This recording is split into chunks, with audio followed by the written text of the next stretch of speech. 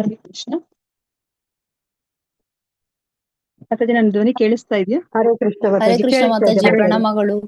ಪ್ರಣಾಮಗಳು ಮಾತಾಜಿ. ಇವತ್ತಿನ ಹರೇ ತರಗತಿ ಪ್ರಣಾಮ ಮಾತಾಜಿ. ಹರೇ ಕೃಷ್ಣ ಮಾತಾಜಿ, ಪ್ರಣಾಮಗಳು. ಪ್ರಣಾಮ್ಸ್ ಮಾತಾಜಿ. ಹರೇ ಕೃಷ್ಣ. ಹರೇ ಕೃಷ್ಣ ಮಾತಾಜಿ, ಪ್ರಣಾಮಗಳು. ಪ್ರಣಾಮಗಳು ಮಾತಾಜಿ. ಹರೇ ಕೃಷ್ಣ.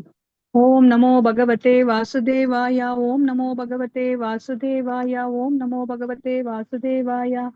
ಓಂ ಅಜ್ಞಾನತಿಮಿರಾಂಧಸ್ಯ ಜ್ಞಾನಾಂಜನಶಲಾಕಯ ಚಕ್ಷುರುನ್ಮಿಲಿತಂ ಯೇನ ತಸ್ಮೈ ಶ್ರೀ ಗುರವೇ ನಮಃ. ಶ್ರೀ ಚೈತನ್ಯ ಮನೋಭೀಷ್ಟಂ ಸ್ಥಾಪಿತಂ ಯೇನ ಭೂತಲೆ ಸ್ವಯಂ ರೂಪಃ ಕದಾ ಮಹ್ಯಂ ದದಾತಿ ಸ್ವಪದಾಂತಿಕಂ. ವಂದೇಹಂ ಶ್ರೀ ಗುರೋಃ ಶ್ರೀಯುತಪದಕಮಲಂ ಶ್ರೀ ಗುರೂನ್ ವೈಷ್ಣವಾಂಶ್ಚ ಶ್ರೀರೂಪಂ ಸಾಗ್ರಜಾತಂ ಸಹಗಣ ರಘುನಾಥಾನ್ವಿತಂ ತಂ ಸಜೀವಂ ಸಾದ್ವೈತಂ ಸಾವಧೂತಂ ಪರಿಜನಸಹಿತಂ ಕೃಷ್ಣ ಚೈತನ್ಯ ದೇವಂ ಶ್ರೀ ರಾಧಾ ಕೃಷ್ಣ ಪಾದಾನ್ ಸಹಗಣ ಲಲಿತಾ ಶ್ರೀ ವಿಶಾಖಾನ್ವಿತಾಂಶ್ಚ.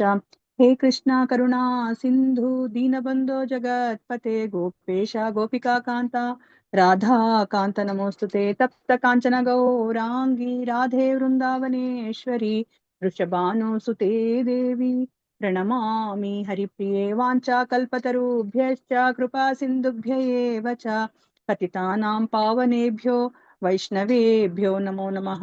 ನಮೋ ಓಂ ವಿಷ್ಣುಪದಾಯ ಕೃಷ್ಣಪ್ರೇಷ್ಠಾಯ ಭೂತಲೆ ಶ್ರೀಮತೆ ಭಕ್ತಿ ವೇದಾಂತ ಸ್ವಾಮಿನ್ ಇತಿ ನಾಮಿನೇ. ನಾಮಸ್ತೆ ಸರಸ್ವತೆ ದೇವೆ ಗೌರವಾಣಿ ಪ್ರಚಾರಿಣೆ ನಿರ್ವಿಶೇಷ ಶೂನ್ಯವಾದಿ ಪಾಶ್ಚಾತ್ಯ ದೇಶತಾರಿಣೆ. ಜಯ ಶ್ರೀ ಕೃಷ್ಣ ಚೈತನ್ಯ ಪ್ರಭು ನಿತ್ಯಾನಂದ ಶ್ರೀ ಅದ್ವೈತ ಗದಾಧರ ಶ್ರೀವಾಸಾದಿ ಗೌರ ಭಕ್ತ ವೃಂದ. ಹರೇ ಕೃಷ್ಣ ಕೃಷ್ಣ ಕೃಷ್ಣ ಹರೇ ಹರೇ ಹರೇ ರಾಮ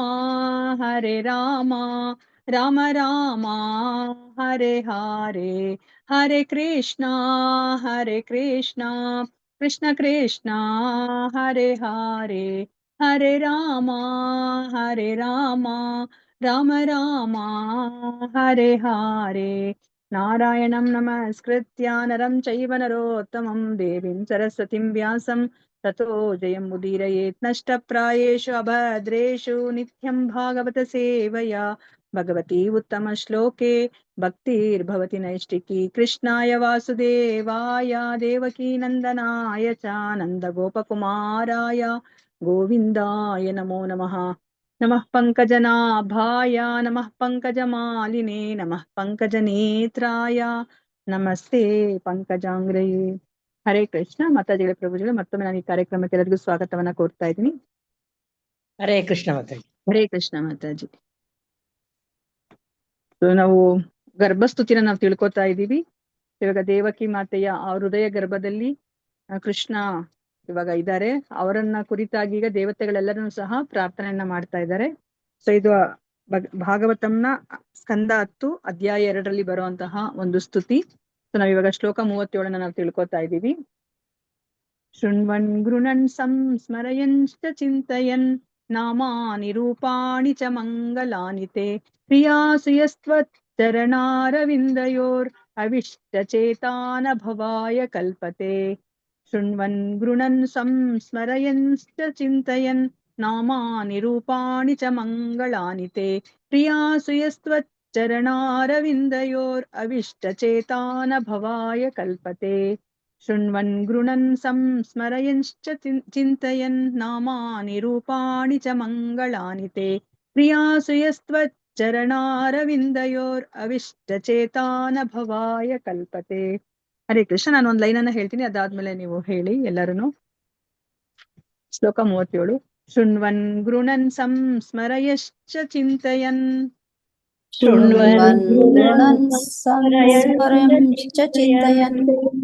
ನಾಮಾನಿ ರೂಪಾಣಿ ಚ ಮಂಗಳಾನಿ ತೇ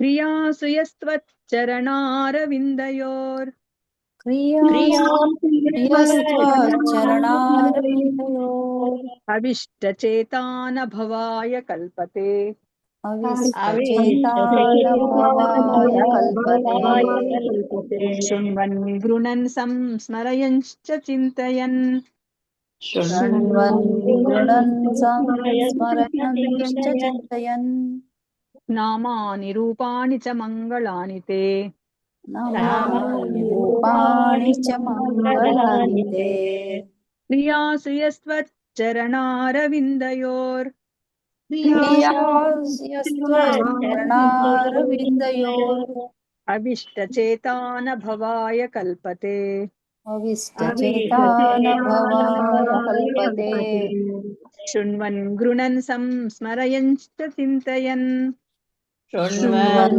गृणन् संस्मरयन् च चिन्तयन् नामानि रूपाणि च मङ्गलानि ते नामानि रूपाणि च मङ्गलानि ते प्रियासु यस्त्वच्चरणारविन्दयोर् प्रियास्त्वचरणारविन्दयोः अविष्टचेतान भवाय कल्पते अविष्टचेतानभवाय कल्पते ಹರೇ ಕೃಷ್ಣ. ಯಾರಾದ್ರೂ ಮಾತಾಜಿಗಳು ಓದಿ. ಶ್ಲೋಕ 37. ಶೃಣ್ವನ್ ಗೃಣನ್ ಸಂಸ್ಮರಯಶ್ಚ ಚಿಂತಯನ್ ನಾಮಾನಿ ರೂಪಾಣಿ ಚ ಮಂಗಲಾನಿ ತೇ ಕ್ರಿಯಾಸು ಯಸ್ತ್ವಚ್ಚರಣಾರವಿಂದಯೋರ್ ಅವಿಷ್ಟಚೇತಾನ ಭವಾಯ ಕಲ್ಪತೆ. ಹರೇ ಕೃಷ್ಣ. ಹರೇ ಕೃಷ್ಣ ಮಾತಾಜಿ. ಮತ್ತೊಬ್ರು ಯಾರಾದ್ರೂ ಓದಿ.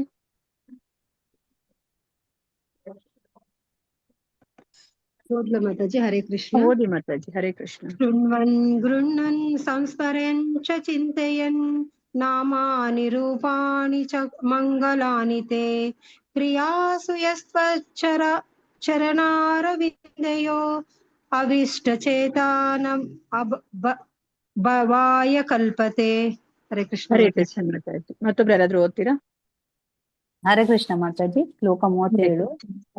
ಶೃಣ್ವನ್ ಗೃಣನ್ ಸಂಸ್ಮರಯಂಶ್ಚ ಚಿಂತಯನ್ ನಾಮಾನಿ ರೂಪಾಣಿ ಚ ಮಂಗಲಾನಿ ತೇ ಕ್ರಿಯಾಸು ಯಸ್ತ್ವಚರಣಾರವಿಂದಯೋರ್ ಅವಿಷ್ಟಚೇತಾನ ಭವಾಯ ಕಲ್ಪತೆ. ಹರೇ ಕೃಷ್ಣ ಮಾತಾಜಿ. ಧನ್ಯವಾದಗಳು. ಧನ್ಯವಾದಗಳು. ಹರೇ ಕೃಷ್ಣ. ಇದು ವರ್ಡ್ ಟು ವರ್ಡ್ ಮೀನಿಂಗ್ ಓದ್ತೀರಾ ಯಾರಾದ್ರೂ?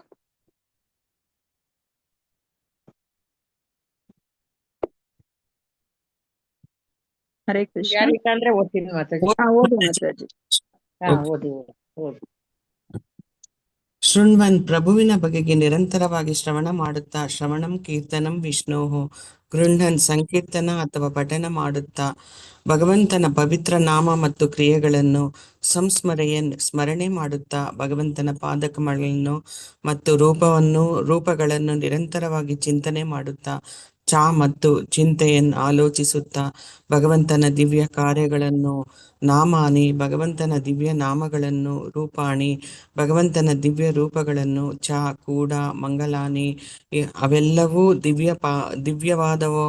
ದಿವ್ಯವಾದವುಗಳಾದ್ದರಿಂದ ಮಂಗಳಕರವಾದ ತೇ ಪೂಜ್ಯನಾದ ನಿನ್ನ ಕ್ರಿಯಾಸು ಭಕ್ತಿ ಸೇವೆಯಲ್ಲಿ ತೊಡಗುವಿಕೆಯಲ್ಲಿ ಯಾವ ಅವನು ತ್ವತ್ ಚರಣ ಅರವಿಂದಯೋಹೋ ನಿನ್ನ ಪಾದ ಕಮಲಗಳಲ್ಲಿ ಆವಿಷ್ಟಚೇತಾಹ ಅಂತಹ ಕ್ರಿಯೆಗಳಲ್ಲಿ ಪೂರ್ಣಮಗ್ನನಾದ ಭಕ್ತನು ನಾ ಇಲ್ಲ ಭವಾಯ ಲೌಕಿಕ ವೇದಿಕೆಗೆ ಕಲ್ಪತೆ ಅರ್ಹನಾಗುವನು. ಧನ್ಯವಾದಗಳು ಮಾತಾಜಿ. ಹರೇ ಕೃಷ್ಣ. ಅನುವಾದ ಓದಿ ಮಾತಾಜಿ. ಹರೇ ಕೃಷ್ಣ. ಅನುವಾದ ಬೈ ಶ್ರೀಲ ಪ್ರಭುಪಾದಿಗೆ ಜೈ. ಭಕ್ತರು ವಿಧದ ಚಟುವಟಿಕೆಗಳಲ್ಲಿ ನಿರತರಾಗಿದ್ದಾಗಲೂ ತಮ್ಮ ಮನಸ್ಸುಗಳನ್ನು ನಿನ್ನ ಪಾದ ಕಮಲಗಳಲ್ಲಿ ಸಂಪೂರ್ಣವಾಗಿ ತನ್ಮಯಗೊಳಿಸಿರುತ್ತಾರೆ ಮತ್ತು ಅವರು ನಿನ್ನ ದಿವ್ಯ ನಾಮಗಳನ್ನು ಮತ್ತು ರೂಪಗಳನ್ನು ನಿರಂತರವಾಗಿ ಶ್ರವಣ ಕೀರ್ತನ ಚಿಂತನೆಗಳನ್ನು ಮಾಡುವರಲ್ಲದೆ ಇತರರು ಕೂಡ ನಿನ್ನ ದಿವ್ಯ ನಾಮಗಳನ್ನು ಮತ್ತು ರೂಪಗಳನ್ನು ಸ್ಮರಿಸುವಂತೆ ಮಾಡುವರು. ಅಂತಹವರು ಯಾವಾಗಲೂ ಅಲೌಕಿಕ ನೆಲೆಯಲ್ಲೇ ಇರುತ್ತಾರೆ ಮತ್ತು ಹೀಗೆ ದೇವೋತ್ತಮ ಪರಮ ಪುರುಷನನ್ನು ಅರಿತುಕೊಳ್ಳಬಲ್ಲರು. ಧನ್ಯವಾದಗಳು. ಧನ್ಯವಾದಗಳು. ಲಕ್ಷ್ಮೀ ಮಾತಾಜಿ, ಏನ್ ಅರ್ಥ ಆಯ್ತು ಹೇಳಿ. ಮಾತಾಜಿ, ಇದು ಸದಾ ಯಾರು ಭಗವಂತನ ಸ್ಮರಣೆಯಲ್ಲಿ ಇರ್ತಾರೋ ಅವರು ಹ್ಮ್ ಅದೇ ಇರ್ತಾರೆ. ಲೌಕಿಕ ನೆಲೆಯಲ್ಲಿ ಇದ್ರೂನು ಕೆಲವು ಸರಿ ಅಲೌಕಿಕನ್ ಬಿಡಲ್ಲ ಮಾತಾಜಿ. ಅವರು ಅದರಲ್ಲೇ ಶ್ರವಣ ಕೀರ್ತನ ಭಗವಂತನ ನಾಮ ರೂಪ ಲೀಲೆಗಳನ್ನು ತಿಳ್ಕೊಳ್ತಾ ಹ್ಮ್ ಆಮೇಲೆ ಹ್ಮ್ ಅವರು ಅರಿತುಕೊಳ್ತಾ ಮತ್ತು ಅವರು ಇನ್ನೊಬ್ರಿಗೆ ಹೇಳ್ತಾ ಅದೇ ಹ್ಮ್ ಸ್ಮರಣೆಯಲ್ಲೇ ಇರ್ತಾರೆ ಮಾತಾಜಿ ಹ್ಮ್ ಅಂತ ಧನ್ಯವಾದಗಳು. ಹರೇ ಧನ್ಯವಾದಗಳು ಕೃಷ್ಣ. ಮಾತಾಜಿ. ಹರೇ ಕೃಷ್ಣ.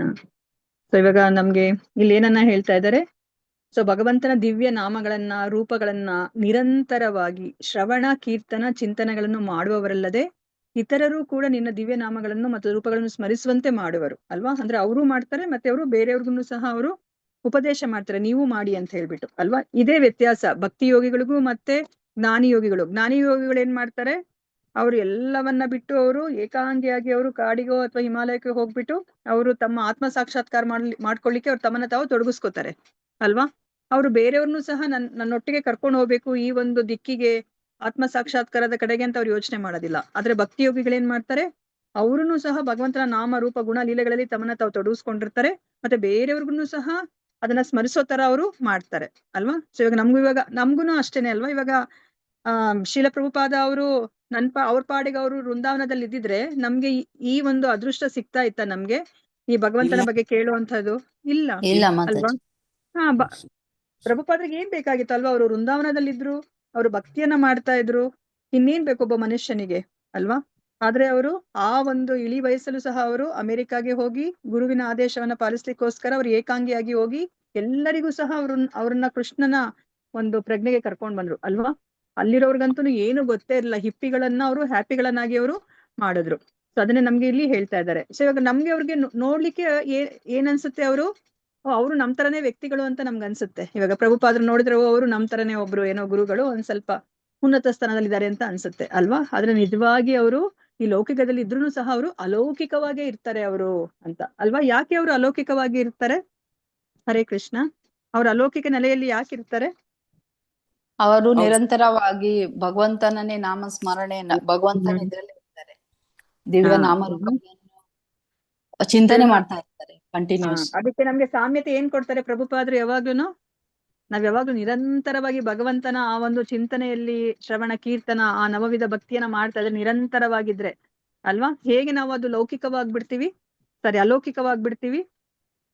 ಅದಕ್ಕೆ ಏನು ಒಂದು ಸಾಮ್ಯತೆಯನ್ನ ಕೊಡ್ತಾರಲ್ಲ ಪ್ರಭುಪಾದ್ರು, ಯಾವ್ದದು?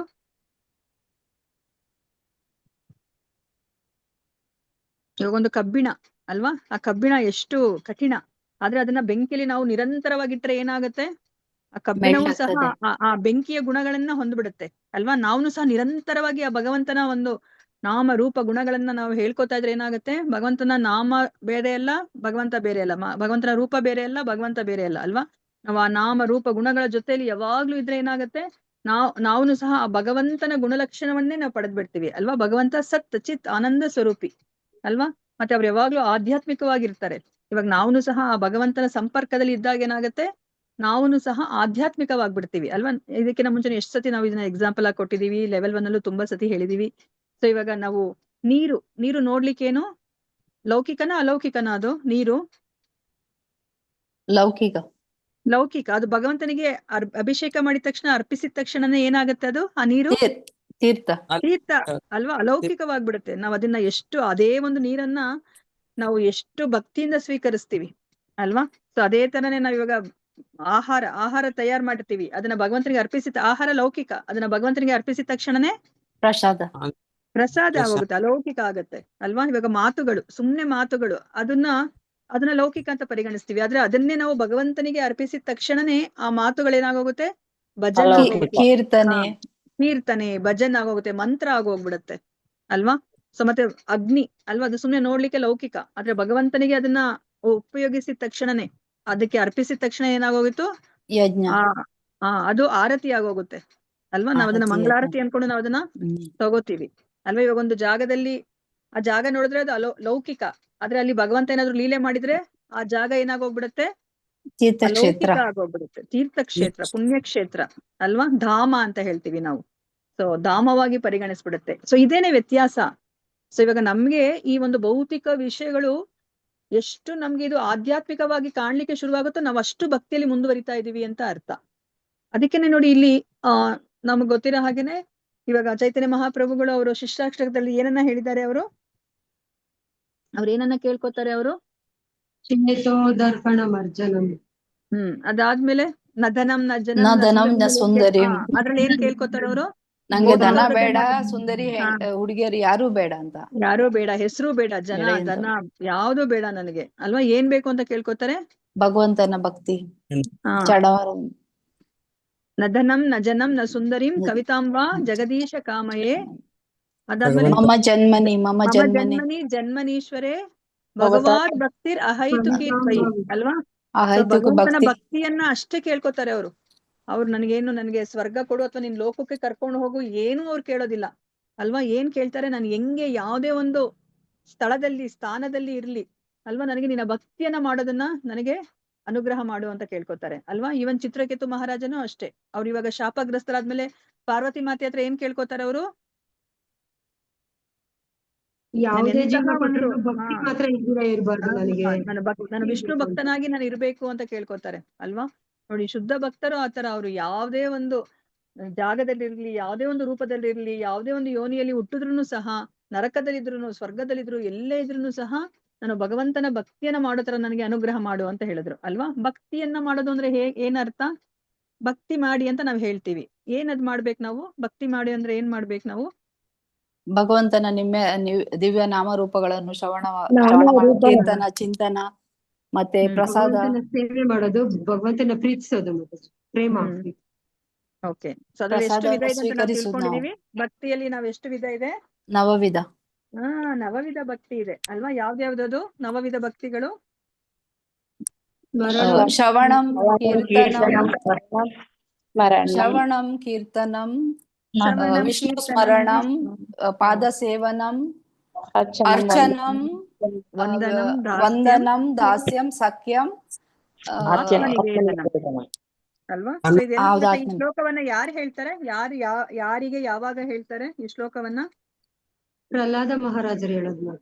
ಹರಿ ಬೋಲ್. ಪ್ರಹ್ಲಾದ ಮಹಾರಾಜರು ಅವ್ರ ತಂದೆ ಕೇಳ್ತಾರೆ ಅಲ್ವಾ? ಅವರು ಗುರುಕುಲದಿಂದ ಅವ್ರನ್ನ ಕರ್ಕೊಂಡ್ ಬಂದಾಗ ತೊಡೆ ಮೇಲೆ ಕೂಡಿಸ್ಕೊಂಡು ಪ್ರೀತಿಯಿಂದ, ಮಗು ಏನ್ ಕಲ್ತ್ಕೊಂಡೆ ನೀನು ಗುರುಕುಲದಲ್ಲಿ ಹೇಳು ಅಂದಾಗ ಪ್ರಹ್ಲಾದರು ಇದನ್ನ ಹೇಳ್ತಾರೆ ಅಲ್ವಾ? ಶ್ರವಣಂ ಕೀರ್ತನಂ ವಿಷ್ಣು ಸ್ಮರಣಂ ಅಲ್ವಾ? ಯಾರ್ಯಾರ ಸ್ಮರಣೆ ಮಾಡೋದು ಅಲ್ಲ, ಯಾರ್ಯಾರ ಬಗ್ಗೆನೂ ಶ್ರವಣ ಮಾಡೋದಲ್ಲ ಅಲ್ವಾ? ಯಾರ್ಯಾರ ಬಗ್ಗೆನೂ ಕೀರ್ತನೆ ಮಾಡೋದಲ್ಲ. ಯಾರ ಬಗ್ಗೆ ಮಾಡ್ಬೇಕು ನಾವು? ವಿಷ್ಣು ಸ್ಮರಣ.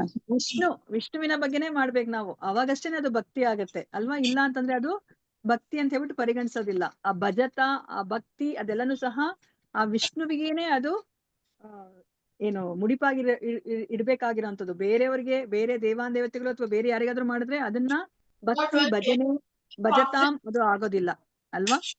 ಸೊ ಪ್ರಹ್ಲಾದ ಮಹಾರಾಜರು ಅದನ್ನ ಅವರು ಹೇಳ್ತಾರೆ. ಸೊ ಅದ್ರ ಜೊತೆ ಇನ್ನ ಒಂದು ಶ್ಲೋಕನೂ ಇದೆ ಅಲ್ವಾ? ಸೊ ಇತಿ ಪುಂಸಾರ್ಪಿತ ವಿಷ್ಣು ಭಕ್ತಿಶ್ಚ ನವಲಕ್ಷಣಂ ಕ್ರಿಯೇತ ಭಗವತಿ ಅದ್ದ ತನ್ಮನ್ಯೋ ಅಧಿಕಂ ಉತ್ತಮಂ ಅಂತ ಹೇಳ್ತಾರೆ. ಸೊ ಇದು ಅಧಿಕಂ ಉತ್ತಮಂ ಅಂತಂದ್ರೆ ಈ ವಿಷ್ಣುವಿಗೆ ನಾವು ಡೈರೆಕ್ಟ್ ಆಗಿ, ಅದ್ದಂ ಅಂತಂದ್ರೆ ಡೈರೆಕ್ಟ್ ಆಗಿ ನಾವು ಮಾಡೋದನ್ನ, ಈ ಒಂದು ನವವಿಧ ಭಕ್ತಿಯನ್ನ. ಸೊ ಅದು ಎಲ್ಲದಕ್ಕಿಂತ ಉತ್ತಮವಾದದ್ದು. ನಾನು ಇದನ್ನೇ ಕಲ್ತ್ಕೊಂಡಿರೋದು ನಾನು ಅಂತ ಹೇಳ್ಬಿಟ್ಟು ಹೇಳ್ತಾರೆ ಅಲ್ವಾ? ಇವಾಗ ಅವ್ರು ಹಿರಣ್ಯಕಶಿಪುಗೆ ಹೆಂಗಾಗಿರ್ಬೇಕು ಅಲ್ವಾ? ಅವ್ರು ಏನನ್ನ ಅಂದ್ರೆ ಕಲ್ತ್ಕೊಂಡ್ ಬರ್ಲಿ ಅಂತ ಹೇಳ್ಬಿಟ್ಟು ಮಗನನ್ನ ಕಳ್ಸಿದಾರೆ. ಆದ್ರೆ ಇಲ್ಲಿ ಅವನು ವಿಷ್ಣು ಭಕ್ತಿಯನ್ನ ಕಲ್ತ್ಕೊಂಡು ಬಂದಿದ್ದಾನೆ ಅಲ್ವಾ? ಇದು ಹಿರಣ್ಯಕಶಿಪುವಿಗೆ ಇಷ್ಟ ಆಗ್ತಾ ಇಲ್ಲ. ಸೊ ಮುಂದೆ ಭಾವಾರ್ಥದಲ್ಲಿ ನಮ್ಗೆ ಪ್ರಭುಪಾದರು ಸೊ ಅರ್ಥ ಮಾಡಿಸ್ತಾರೆ ಇದರ ಏನು ಮಹಿಮೆ ಏನು, ಶ್ರವಣ ಕೀರ್ತನ ಚಿಂತನೆ ಮಾಡೋದರ ಮಹಿಮೆ ಏನು ಅಂತ ಹೇಳ್ಬಿಟ್ಟು. ಸೊ ನಮ್ಗೆ ಚಿಂತನೆ ಮಾಡ್ಬೇಕು ಅಂತ ಹೇಳ್ಬಿಟ್ಟು ಭಗವಂತ 2 ಕಡೆ ಭಗವದ್ಗೀತೆಯಲ್ಲಿ ಹೇಳ್ತಾರೆ ಅಲ್ವಾ? ಯಾವಾಗ್ಲೂ ನನ್ನನ್ನೇ ಕುರಿತು ಚಿಂತನೆ ಮಾಡಿ ಅಂತ ಹೇಳ್ಬಿಟ್ಟು. ಯಾರಿಗಾದ್ರೂ ಜ್ಞಾಪಕ ಇದೆಯಾ ಆ ಶ್ಲೋಕ? ಸೇಮ್ ಶ್ಲೋಕನೇ 2 ಸತಿ ಬರುತ್ತೆ, 1 ಲೈನ್ ಮಾತ್ರ ಡಿಫ್ರೆನ್ಸ್ ಬರುತ್ತೆ. ಹೇಳಿ ಮಾತಾಜಿ.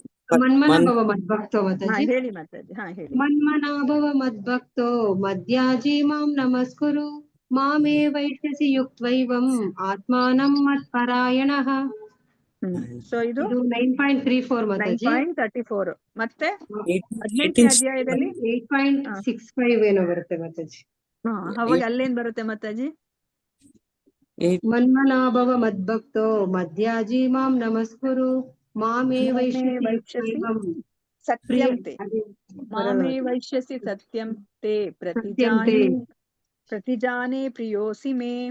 ಅಂತ ಹೇಳ್ತಾರೆ. ಅಂದ್ರೆ ಎರಡೆರಡು ಸತಿ ಇದನ್ನ ಹೇಳ್ತಾ ಇದಾರೆ. ತುಂಬಾ ಮುಖ್ಯವಾಗಿರೋದು ಅಲ್ವಾ? ಮುಖ್ಯವಾಗಿರೋದನ್ನ ನಾವು ಎರಡೆರಡು ಸತಿ ಮೂರ್ ಸತಿ ಹೇಳೋದು.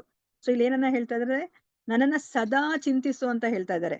ಮತ್ತೆ ನನಗೆ ಭಕ್ತಿಯನ್ನ ಮಾಡು, ನನಗೆ ನಮಸ್ಕಾರ ಮಾಡು, ನನಗೆ ಪೂಜೆಯನ್ನ ಮಾಡು ಅಂತ ಹೇಳ್ತಾ ಇದ್ದಾರೆ ಅಲ್ವಾ? ಇಲ್ಲೂ ಅಷ್ಟೇ ಶ್ರವಣಂ ಕೀರ್ತನಂ ವಿಷ್ಣು ಸ್ಮರಣಮಲ್ಲೂ ನಮ್ಗೆ ಅದೇ ಬರೋದು. ಪಾದ ಸೇವನಂ ಅರ್ಚನಂ ವಂದನಂ ಅಲ್ವಾ? ಪೂಜೆ ಮಾಡು, ವಂದನಂ ನಮಸ್ಕಾರ ಮಾಡು, ಮತ್ತೆ ಸ್ಮರಣಂ ಚಿಂತಿಸು, ನನ್ನನ್ನೇ ಕುರಿತು ಯಾವಾಗ್ಲೂ ಚಿಂತಿಸು ಅಂತ ಹೇಳ್ತಾ ಇದ್ದಾರೆ. ಸೊ ಇವಾಗ ಶ್ರವಣಂ ಕೀರ್ತನಂ ನವವಿಧ ಭಕ್ತಿಲೂ ಅದೇ ಬರ್ತಿದೆ. ಮತ್ತೆ ನಮ್ಗೆ ಇಲ್ಲಿ ತುಂಬಾ ಸೀಕ್ರೆಟ್, ಭಗವಂತರನ್ನ ಸೇರ್ಲಿಕ್ಕೆ ನಮ್ಗೆ ಸೀಕ್ರೆಟ್ ಏನ್ ಹೇಳ್ಕೊಡ್ತಾ ಇದಾರೆ, ಇದೇ ಶ್ಲೋಕ ಅಲ್ವಾ? ಮನ್ಮನಾಭವ ಮದ್ಭಕ್ತೋ ಮಧ್ಯಾಜಿಮಾಂ ನಮಸ್ಕುರು, ಈ 4 ಮಾಡು, ನೀನು ಖಂಡಿತ ನೀವು ನನ್ನಲ್ಲಿಗೆ ಬರುವೆ ಅಂತ ಹೇಳ್ಬಿಟ್ಟು, ನಿಶ್ಚಯವಾಗಿ ನೀವು ನನ್ನಲ್ಲಿಗೆ ಬರುವೆ ಅಂತ ಹೇಳ್ಬಿಟ್ಟು ಕೃಷ್ಣ ಪದೇ ಪದೇ ಅವರು ಹೇಳ್ತಾ ಇದ್ದಾರೆ ಅಲ್ವಾ? ಇವಾಗ ಭಾವಾರ್ಥದಲ್ಲಿ ಏನನ್ನ ಹೇಳ್ತಾರೆ ಅಂತ ಹೇಳ್ಬಿಟ್ಟು ನಾವು ನೋಡೋಣಂತೆ. ಮತ್ತೆ ಇಲ್ಲಿ ಮತ್ತೆ ಅದು ಇನ್ನೊಂದೇ ಒಂದು ವಿಷಯ, ಇದೊಂದು ತಿಳ್ಕೊಳ್ಳೋಣ. ಭಕ್ತರು ವಿಧ ವಿಧದ ಚಟುವಟಿಕೆಗಳಲ್ಲಿ ನಿರತರಾಗಿದ್ದಾಗಲೂ ತಮ್ಮ ಮನಸ್ಸುಗಳನ್ನು ನಿನ್ನ ಪಾದ ಕಮಲಗಳಲ್ಲಿ ಸಂಪೂರ್ಣವಾಗಿ ತನ್ಮಯಗೊಳಿಸಿರುತ್ತಾರೆ. ಈ ಒಂದು ಸೆಂಟೆನ್ಸ್ ನ ನೀವು ಕೇಳಿಸ್ಕೊಂಡ್ರೆ ನಿಮ್ಗೆ ಏನ್ ಜ್ಞಾಪಕ ಬರುತ್ತೆ? ಭಕ್ತರು ವಿಧ ವಿಧದ ಚಟುವಟಿಕೆಗಳಲ್ಲಿ ನಿರತರಾಗಿದ್ದಾಗಲೂ ತಮ್ಮ ಮನಸ್ಸುಗಳನ್ನ ನಿನ್ನ ಪಾದ ಕಮಲಗಳಲ್ಲಿ ಸಂಪೂರ್ಣವಾಗಿ ತನ್ಮಯಗೊಳಿಸಿರುತ್ತಾರೆ ಅಂತ ಹೇಳ್ಬಿಟ್ಟು ಹೇಳ್ತಾ ಇದ್ದಾರೆ. ಸೊ ಈ ಒಂದು ಸೆಂಟೆನ್ಸ್ ಅನ್ನ ಕೇಳಿದ್ರೆ ನಿಮ್ಗೆ ಭಗವದ್ಗೀತೆಯಲ್ಲಿ ಕೃಷ್ಣ ಏನ್ ಹೇಳಿದ್ ಜ್ಞಾಪಕ ಬರುತ್ತೆ? ಮಾತಾಜಿ ಸತತಂ ಕೀರ್ತಯಂತೋ ಮಾಂ ಯತಂತಶ್ಚ ದೃಢ, ಯಾವಾಗ್ಲೂ ಸತತವಾಗಿ ಭಗವಂತನ ಚಿಂತೆ ಮಾಡ್ತಾ ಇರ್ಬೇಕು. ಸತತವಾಗಿ ಚಿಂತೆ ಮಾಡುವಂತ ಅದನ್ನ ಹೇಳಿದ್ರು. ಮತ್ತೆ ಇನ್ನೊಂದು ಇದೇ ತರ ಚಟುವಟಿಕೆ, ವಿಧ ವಿಧದ ಚಟುವಟಿಕೆಯಲ್ಲಿ ಇದ್ದಾಗ್ಲೂ ಸಹ ನೀವು ನನ್ನನ್ನ ಜ್ಞಾಪಿಸ್ಕೊಳ್ಳಿ ಅಂತ ಹೇಳಿದ್ದಾರೆ. ಯಾವಾಗ ಹೇಳಿದ್ರು? 8ನೇ ಅಧ್ಯಾಯದಲ್ಲಿ ಕೃಷ್ಣ ಏನ್ ಹೇಳ್ತಾರೆ? ಕಾಲೇಶು ಮಾಮರ ಯುದ್ಧಚ ಮಯ್ಯರ್ಪಿತ ಮನೋಬುದ್ಧಿ ಮಾಮೇ ವೈಶ್ಯಸಿ ಸಂಶಯ ಅಂತ ಹೇಳಿದ್ದಾರೆ. ಹರಿಬೋಲ್ ಮಾತಾಜಿ ಅಲ್ವಾ? ಅವ್ರ ಏನ್ ಹೇಳ್ತಾರೆ? ತಸ್ಮಾ ಸರ್ವೇಷು ಕಾಲೇಶು ಮಾಂ ಅನುಸ್ಮರ ಯುದ್ಧಚ ಮಯ್ಯರ್ಪಿತ ಮನೋಬುದ್ಧಿರ್ ಮಾಮೇ ವೈಶ್ಯಸಿ ಸಂಶಯ ಅಲ್ವಾ? ನೀನ್ ಏನೇ ಯುದ್ಧ ಮಾಡ್ತಾ ಇರ್ಬೇಕಾದ್ರೂ ನನ್ನನ್ನ ಜ್ಞಾಪಿಸ್ಕೊ ಅಂತ ಹೇಳ್ತಾರೆ. ಎಷ್ಟು ಕಷ್ಟ ಅಲ್ವಾ ಯುದ್ಧ ಮಾಡ್ಬೇಕಾದ್ರೆ, ಎಷ್ಟು ಕಾನ್ಸಂಟ್ರೇಷನ್ ಬೇಕು. ಇಲ್ಲಾಂದ್ರೆ ಒಂದು ಬಾಣ ಬಿದ್ರೂ ಸಹ ನಮ್ಮ ಏನ್ ಹೇಳ್ತಾರೆ, ಪ್ರಾಣನೇ ಹೊಟ್ಟೋಗುತ್ತೆ ಅಲ್ವಾ? ಅಂತ ಸಮಯದಲ್ಲೂ ಸಹ ಇವಾಗ ಅರ್ಜುನನಿಗೆ ಅವ್ರು ಏನ್ ಹೇಳ್ತಿದ್ದಾರೆ? ಸರಿ ಯುದ್ಧ ಮಾಡು, ಆಮೇಲೆ ನೀನ್ ಫ್ರೀ ಆದಾಗ ನನ್ನನ್ನು ಕುತ್ಕೊಂಡು ಜ್ಞಾಪಿಸ್ಕೊ ಅಂತ ಹೇಳಿದ್ರ? ಯುದ್ಧ ಮಾಡ್ತಾನೆ ನಿನ್ನ ಜ್ಞಾಪಿಸ್ಕೊ. ಬ್ಯಾಕ್ ಗ್ರೌಂಡ್ ಅಲ್ಲಿ ನನ್ನ ಸ್ಮರಣೆ ನಡೀತಾನೆ ಇರ್ಬೇಕು ಅಲ್ವಾ? ತಸ್ಮಾ ಸರ್ವೇಶು ಕಾಲೇಶು ಮಾಂ ಅನುಸ್ಮರ ಯುದ್ಧಚ, ನನ್ನನ್ನ ಸ್ಮರಣೆ ಮಾಡ್ತಾನೆ ಯುದ್ಧ ಮಾಡು ಅಂದ್ರು. ಹಂಗಂದ್ರೆ ಏನ್ ಅರ್ಥ? ನಮ್ಗುನು ಅದು ಅಪ್ಲೈ ಆಗತ್ತೆ ಅಲ್ವಾ? ಇವಾಗ ನಾವು ಅಡಿಗೆ ಮಾಡ್ತಾ ಇರ್ತೀವಿ, ಅವಾಗೇನು ಅಡಿಗೆ ಮಾಡ್ಬಿಟ್ಟು ಆಮೇಲೆ ಕುತ್ಕೊಂಡ್ಬಿಟ್ಟು ಜ್ಞಾಪಿಸ್ಕೊಳೋದ ಭಗವಂತನನ್ನ? ಭಗವಂತ ಅಡ್ಗೆ ಮಾಡ್ತಾನೆ ನಾವು ಜ್ಞಾಪಿಸ್ಕೋಬೇಕಾಗತ್ತೆ. ಇವಾಗ ಅದಕ್ಕೆ ಏನಕ್ಕೆ ಸಾಮ್ಯತೆ ಕೊಡ್ತಾರೆ? ಇವಾಗ ಒಂದು ತಾಯಿ ಅಡ್ಗೆ ಮನೇಲಿ ಕೆಲಸ ಮಾಡ್ತಿರ್ತಾಳೆ, ತನ್ನ ಮಗು, ಚಿಕ್ಕ ಮಗು ಹಾಲಲ್ಲೋ ಅಥವಾ ರೂಮಲ್ಲೋ ಇರುತ್ತೆ. ಅವಾಗ ಆ ತಾಯಿ ಅಡ್ಗೆ ಮಾಡ್ಬೇಕಾದ್ರೆ ಮಗುವನ್ನ ಪೂರ್ತಿ ಮರ್ತೋಗ್ಬಿಟ್ಟಿರ್ತಾಳ? ಇಲ್ಲ ಮಾತಾಜಿ, ಅಲ್ವಾ? ಯಾವಾಗ್ಲೂ ನೆನಪಲ್ಲಿ ಇದ್ದೇ ಇರುತ್ತೆ ಮಗು ಏನ್ ಮಾಡ್ತಿದೆ ಅಂತ ಬಿಟ್ಟು ಅಡ್ಗೆ ಮಾಡ್ತಾನೆ ಅವಳು ಮಗುವನ್ನ ಜ್ಞಾಪಿಸ್ಕೊತಾ ಇರ್ತಾಳೆ. ಅದೇ ತನ್ನೇ ನಾವುನು ಅಷ್ಟೇನೆ. ಮತ್ತೆ ಇನ್ನ ಒಂದು ಎಕ್ಸಾಂಪಲ್ ಅನ್ನ ಪ್ರಭುಪಾದ್ರು ಏನ್ ಕೊಡ್ತಾರೆ? ಈಗ ಒಬ್ಬ ಗೃಹಿಣಿಗೆ ಏನಾದ್ರೂ ಒಬ್ಬ ಪ್ರಿಯಕರ ಇದ್ರೆ ಅವಳೇನ್ ಮಾಡ್ತಾಳೆ? ಅಡ್ಗೆ ಕೆಲ್ಸ, ಮನೆ ಕೆಲ್ಸ ಮಾಡ್ತಾನೆ ತನ್ನ ಪ್ರಿಯಕರನನ್ನ ಅವಳು ಯಾವಾಗ್ಲೂ ಜ್ಞಾಪಿಸ್ಕೊತಿರ್ತಾಳೆ ಅಲ್ವಾ? ಪ್ರಿಯಕರನ ಬಗ್ಗೆನೇ ಯೋಚನೆ ಮಾಡ್ತಿರ್ತಾಳೆ. ಅದೇ ತರನೇ ನಾವು ಕೃಷ್ಣನ ಬಗ್ಗೆ ನಮ್ಮ ಕೆಲಸಗಳನ್ನ ಮಾಡ್ತಾ ನಾವು ಕೃಷ್ಣನನ್ನ ನಾವು ಸದಾ ಸ್ಮರಣೆಯನ್ನ ನಾವು ಮಾಡ್ಕೋಬೇಕಂತ ಹೇಳ್ಬಿಟ್ಟು ಇಲ್ಲಿ ನಾವು ಅರ್ಥ ಮಾಡ್ಕೋಬೇಕಾಗಿರೋದು. ಸೊ ಭಾವ ಅರ್ಥವನ್ನ ನೋಡೋಣ. ಓದಿ ಮಾತಾಜಿ. ಹರೇ ಕೃಷ್ಣ ಮಾತಾಜಿ. ಭಾವಾರ್ಥ. ಶ್ರೀಲ ಪ್ರಭುಪಾದರಿಗೆ ಜಯವಾಗಲಿ.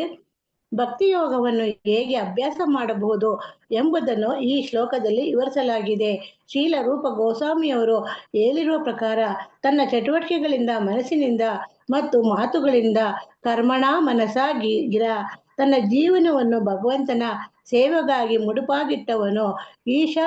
ಈಶ ಯಸ್ಯ ಹರೇರ್ ದಾಸೆ, ಯಾವನೇ ಆದರೂ ಅವನ ಜೀವನದ ಯಾವುದೇ ಸ್ಥಿತಿಯಲ್ಲಿರಬಹುದು.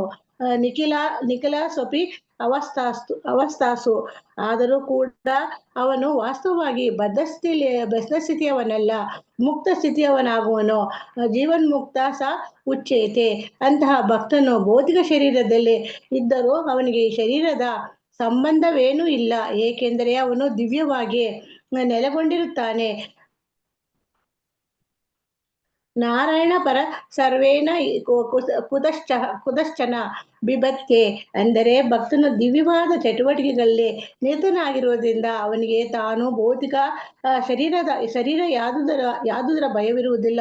ಭಾಗವತ 6.17.28 ಈ ಮುಕ್ತ ಸ್ಥಿತಿಯನ್ನು ಉದಾಹರಿಸುತ್ತಾ ಶ್ರೀ ಚೈತನ್ಯ ಮಹಾಪ್ರಭುಗಳು ಹೀಗೆ ಪ್ರಾರ್ಥಿಸಿದ್ದಾರೆ.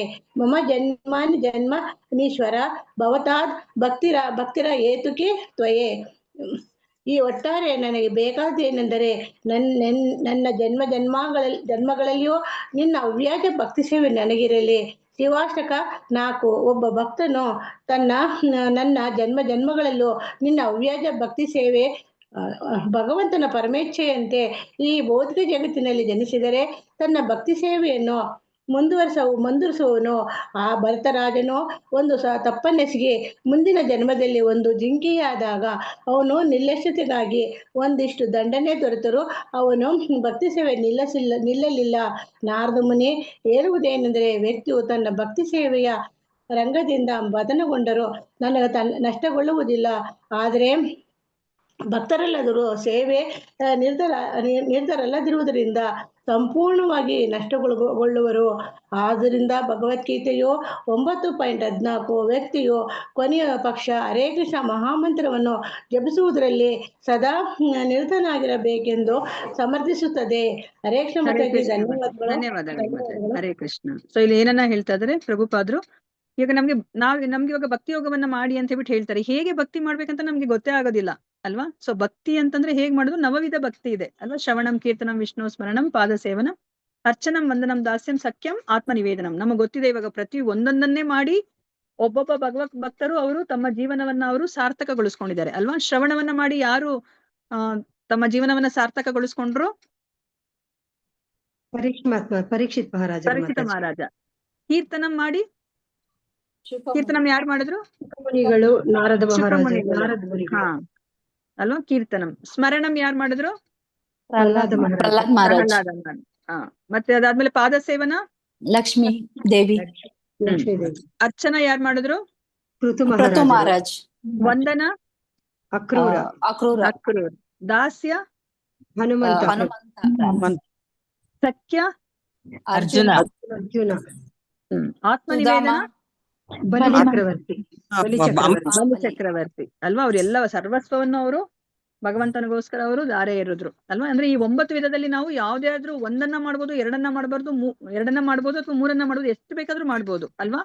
ಒಂದನ್ನೇ ಮಾಡಿ ನಾವು ಭಗವಂತನ ಬಳಿಗೆ ನಾವು ಹೋಗ್ಬೋದು ಅಂತ ನಮ್ಗೆ ಈ ಒಂದು ಎಕ್ಸಾಂಪಲ್ ಅಲ್ಲಿ ನಾವು ತಿಳ್ಕೊತಾ ಇದ್ದೀವಿ. ಮತ್ತೆ ಈ 9 ಮಾಡಿ ಭಗವಂತನ ಬಳಿಗೆ ಪ್ರೀತಿಗೆ ಪಾತ್ರರಾದವರು ಯಾರು? ಅಂಬರೀಷ್ ಮಹಾರಾಜ್ ಅಲ್ವಾ? ಎಷ್ಟು ಪ್ರೀತಿಗೆ ಪಾತ್ರರಾದ್ರು ಅಂದ್ರೆ ಸುದರ್ಶನ ಚಕ್ರವನ್ನೇ ಕೊಡ್ತಾರೆ ಅವರ ರಕ್ಷಣೆಗೋಸ್ಕರ ಅಲ್ವಾ? ನಾವು ಅದನ್ನ ತಿಳ್ಕೊಂಡಿದೀವಿ. ಸೊ ಇಲ್ಲಿ ನಮ್ಗೆ ಭಕ್ತಿ ಯೋಗವನ್ನ ಹೇಗೆ ಅಭ್ಯಾಸ ಮಾಡ್ಬೋದು ಅನ್ನೋದನ್ನ ಈ ಶ್ಲೋಕದಲ್ಲಿ ನಮ್ಗೆ ಅಂದ್ರೆ ಗರ್ಭಸ್ತುತಿಯಲ್ಲಿ ಅವರು ಹೇಳ್ತಾ ಇದ್ದಾರೆ. ಇವಾಗ ಶ್ರೀ ರೂಪ ಗೋಸ್ವಾಮಿಯವರು ಅವರ ಭಕ್ತಿ ರಸಾಮೃತ ಸಿಂಧುವಲ್ಲಿ ಈ ಒಂದು ಶ್ಲೋಕವನ್ನ ಅವರು ಹೇಳಿದ್ದಾರೆ. ಇಹಾಯಸ್ಯ ಅರೇರ್ ದಾಸ್ಯೆ ಕರ್ಮಣಾ ಮನಸಾಗಿರ ನಿಖಿಲಾಸ್ವಪಿ ಅವಸ್ಥಾಸು ಜೀವನ್ ಮುಕ್ತಸ್ಥ ಉಚ್ಯತೆ. ಇದನ್ನೆಲ್ಲರೂ ಬಾಹೆಟ್ ಮಾಡ್ಕೋಬೇಕು. ಆಕ್ಚುಲಿ ತುಂಬಾ ಇಂಪಾರ್ಟೆಂಟ್ ಶ್ಲೋಕ ಇದನ್ನು. ಇಹಾಯಸ್ಯ ಅರೇರ್ ದಾಸ್ಯೆ ಕರ್ಮಣಾ ಮನಸಾಗಿರ ನಿಖಿಲಾಸ್ವಪಿ ಅವಸ್ಥಾಸು ಜೀವನ್ ಮುಕ್ತಸ್ಯ ಉಚ್ಯತೆ. ಎಲ್ಲರೂ ಹೇಳಿ ಒಂದ್ಸತಿ. ನಾನೊಂದ್ ಲೈನ್ ಹೇಳ್ಕೊಡ್ತೀನಿ, ಅದಾದ್ಮೇಲೆ ಹೇಳಿ. ಇಹಾಯಸ್ಯ ಅರೇರ್ ದಾಸ್ಯೆ ಕರ್ಮಣಾ ಮನಸಾಗಿರ ನಿಖಿಲಾಸ್ವಪಿ ಅವಸ್ಥಾಸು ಜೀವನ್ ಮುಕ್ತಸ್ಸ ಉಚ್ಯತೆ. ಇಹಾಯಸ್ಯ ಅರೇರ್ ದಾಸ್ಯೆ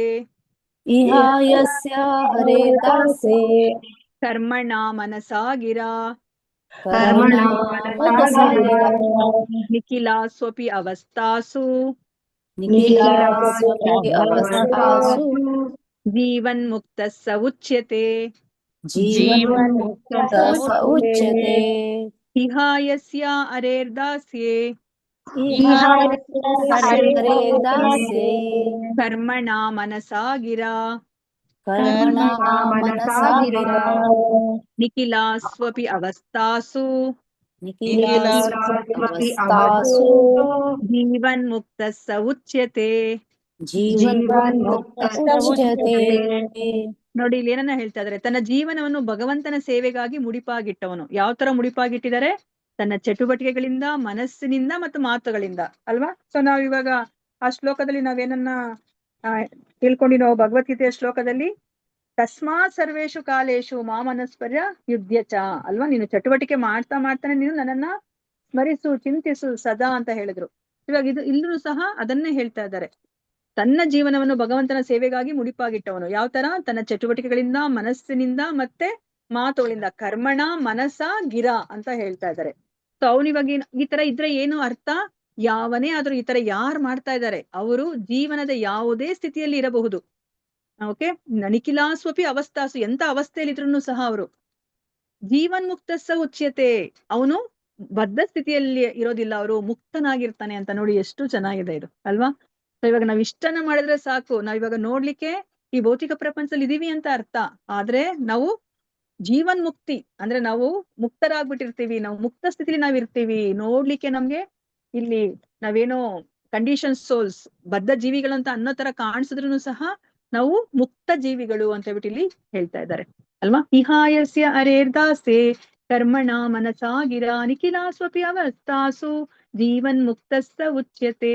ತನ್ನ ಜೀವನವನ್ನು ಭಗವಂತನ ಸೇವೆಗಾಗಿ ಮುಡಿಪಾಗಿಟ್ಟವನು, ತನ್ನ ಚಟುವಟಿಕೆಗಳಿಂದ, ಮನಸ್ಸಿನಿಂದ ಮತ್ತು ಮಾತುಗಳಿಂದ ಯಾವನೇ ಆದರೂ ಅವನು ಜೀವನದ ಯಾವುದೇ ಸ್ಥಿತಿಯಲ್ಲಿ ಇರಬಹುದು, ಆದರೂ ಕೂಡ ಅವನು ವಾಸ್ತವವಾಗಿ ಬದ್ಧ ಸ್ಥಿತಿಯವನಲ್ಲ, ಮುಕ್ತ ಸ್ಥಿತಿಯವನಾಗುವನು ಅಂತ ಹೇಳ್ಬಿಟ್ಟು ಹೇಳ್ತಾ ಇದ್ದಾರೆ. ನೋಡಿ, ಅಂತಹ ಭಕ್ತನು ಭೌತಿಕ ಶರೀರದಲ್ಲಿ ಇದ್ರೂ ಅವನಿಗೆ ಈ ಶರೀರದ ಸಂಬಂಧವೇನೂ ಇಲ್ಲ ಅಲ್ವಾ. ಅದಕ್ಕೆ ಏನ್ ಎಕ್ಸಾಂಪಲ್ ಅನ್ನ ಕೊಡ್ತಾರೆ ಪ್ರಭುಪಾದರು ನಮ್ಗೆ ಅರ್ಥ ಮಾಡಿಸ್ಲಿಕ್ಕೆ? ಯಾವ ಒಂದು ಸಾಮ್ಯತೆಯನ್ನ ಕೊಡ್ತಾರೆ?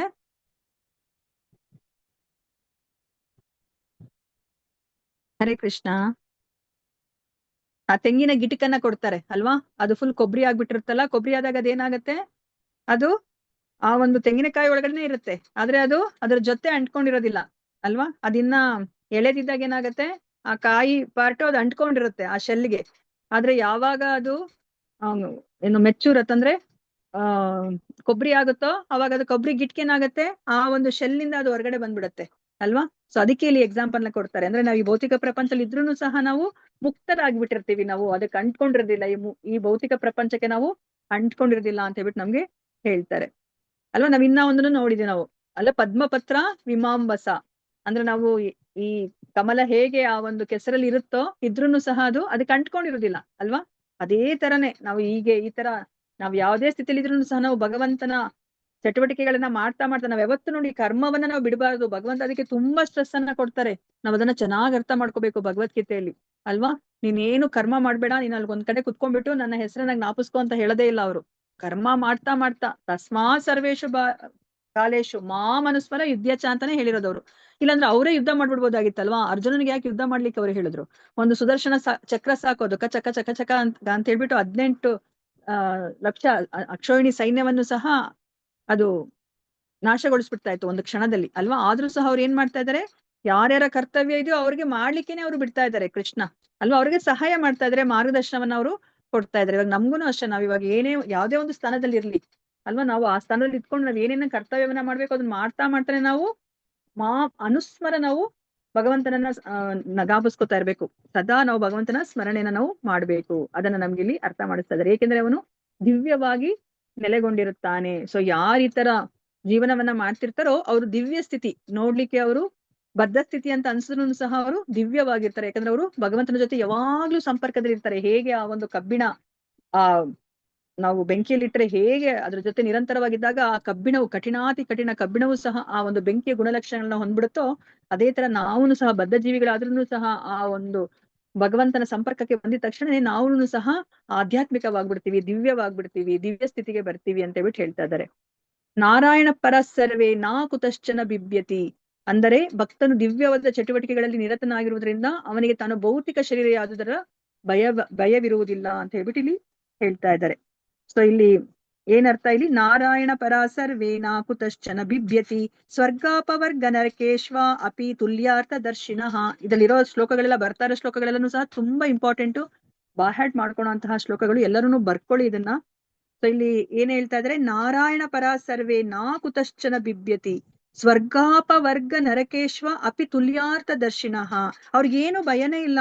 ಅವರು ಸ್ವರ್ಗಕ್ಕೆ ಹೋಗ್ತಾರೋ ಅಥವಾ ಅವರು ಮುಕ್ತಿಯನ್ನ ಹೊಂದುತ್ತಾರೋ ಅಥವಾ ನರಕಕ್ಕೆ ಹೋಗ್ತಾರೋ ಅವ್ರಿಗೇನು ಭಯ ಇಲ್ಲ. ಅವ್ರಿಗೆ ಎಲ್ಲ ಒಂದೇ. ಯಾಕೆಂದ್ರೆ ಅವ್ರಿಗೆ ಬೇಕಾಗಿರೋದು ಒಂದೇ ಒಂದು ಭಗವಂತನ ಭಕ್ತಿ ಸ್ಮರಣೆ ಭಗವಂತನ ಶ್ರವಣ ಕೀರ್ತನ ಮಾಡುವಂಥದ್ದು.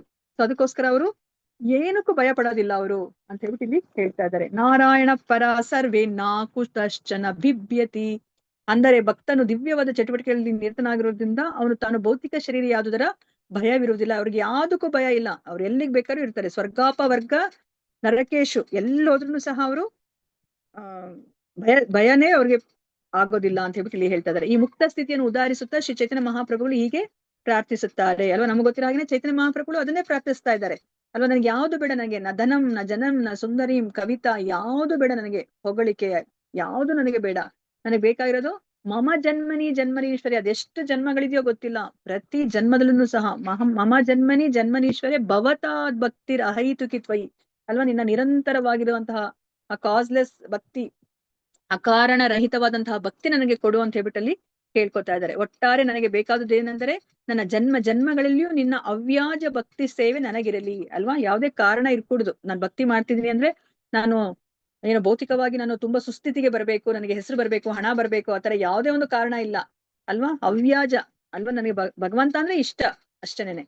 ಆ ತರ ಒಂದು ಭಕ್ತಿ ಸೇವೆ ನನಗಿರ್ಲಿ ಅಂತ ಹೇಳ್ಬಿಟ್ಟು ಇಲ್ಲಿ ಹೇಳ್ತಾ ಇದ್ದಾರೆ. ಒಬ್ಬ ಭಕ್ತನು ಭಗವಂತನ ಪರಮೇಚ್ಛೆಯಂತೆ ಈ ಭೌತಿಕ ಜಗತ್ತಿನಲ್ಲಿ ಜನಿಸಿದರೆ ತನ್ನ ಭಕ್ತಿ ಸೇವೆಯನ್ನು ಮುಂದುವರಿಸುವನು. ಸೊ ಇಲ್ಲಿ ಇವಾಗ ನಮ್ಗೆ ಹೇಳ್ತಾ ಇದ್ದಾರೆ, ಈ ಭಕ್ತಿ ಮಾಡಿ ನೀವು ಅಯ್ಯೋ ನಾವು ಕೆಟ್ವಿ ಅಂತ ಅನ್ಕೊಳೋ ಹಾಗೆ ಇಲ್ಲ ಅಲ್ವಾ. ಹೌದು, ಇಲ್ಲಿ ಭರತ ಮಹಾರಾಜನ್ಗೆ ಏನಾಯ್ತು, ಆ ಕೊನೆಯ ಸಮಯದಲ್ಲಿ ಜಿಂಕೆಯ ಒಂದು ಮೋಹಕ್ಕೆ ಒಳಗಾಗಿರೋದ್ರಿಂದ ಅವನು ಅಲ್ಲಿ ಪತಿತನಾದ. ಅಂದ್ರೆ ಅವನು ಜಿಂಕೆಯ ಜನ್ಮವನ್ನ ಪಡೆದ. ಆದ್ರೆ ಏನಾಯ್ತು, ಅಲ್ಲಿ ನಾಶ ಆಗ್ಲಿಲ್ಲ. ಅವನು ಮತ್ತೆ ನೆಕ್ಸ್ಟ್ ಜಡಭರತನಾಗಿ ಹುಟ್ಟಿ ಭಕ್ತಿಯನ್ನ ಮಾಡಿ ಅವನು ತನ್ನ ಜನ್ಮವನ್ನ ಅವನು ಪರಿಪೂರ್ಣಗೊಳಿಸ್ಕೊತಾನೆ. ಅಂದ್ರೆ ಭಗವಂತನ ಲೋಕಕ್ಕೆ ಅವನು ಹೋಗ್ತಾನೆ.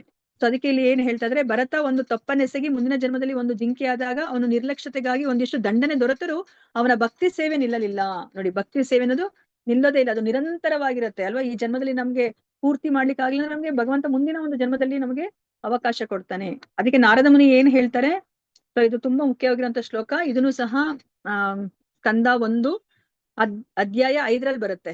ನಾರದ ಮುನಿಗಳು ಹೇಳ್ತಾರೆ, ಇವಾಗ ಅಕಸ್ಮಾತ್ ಇವಾಗ ಒಬ್ಬ ವ್ಯಕ್ತಿ ಭೌತಿಕವಾಗಿ ಅವರು ನೋಡಿದ್ರೆ ನಿಮ್ಗೆ ಹಬ್ಬ ನಾವು ಹುಟ್ಟಿದ್ರೆ ಈ ತರ ಹುಟ್ಟಬೇಕು ಅಂತ ನಿಮ್ಗೆ ಅನ್ಸ್ಬೋದು.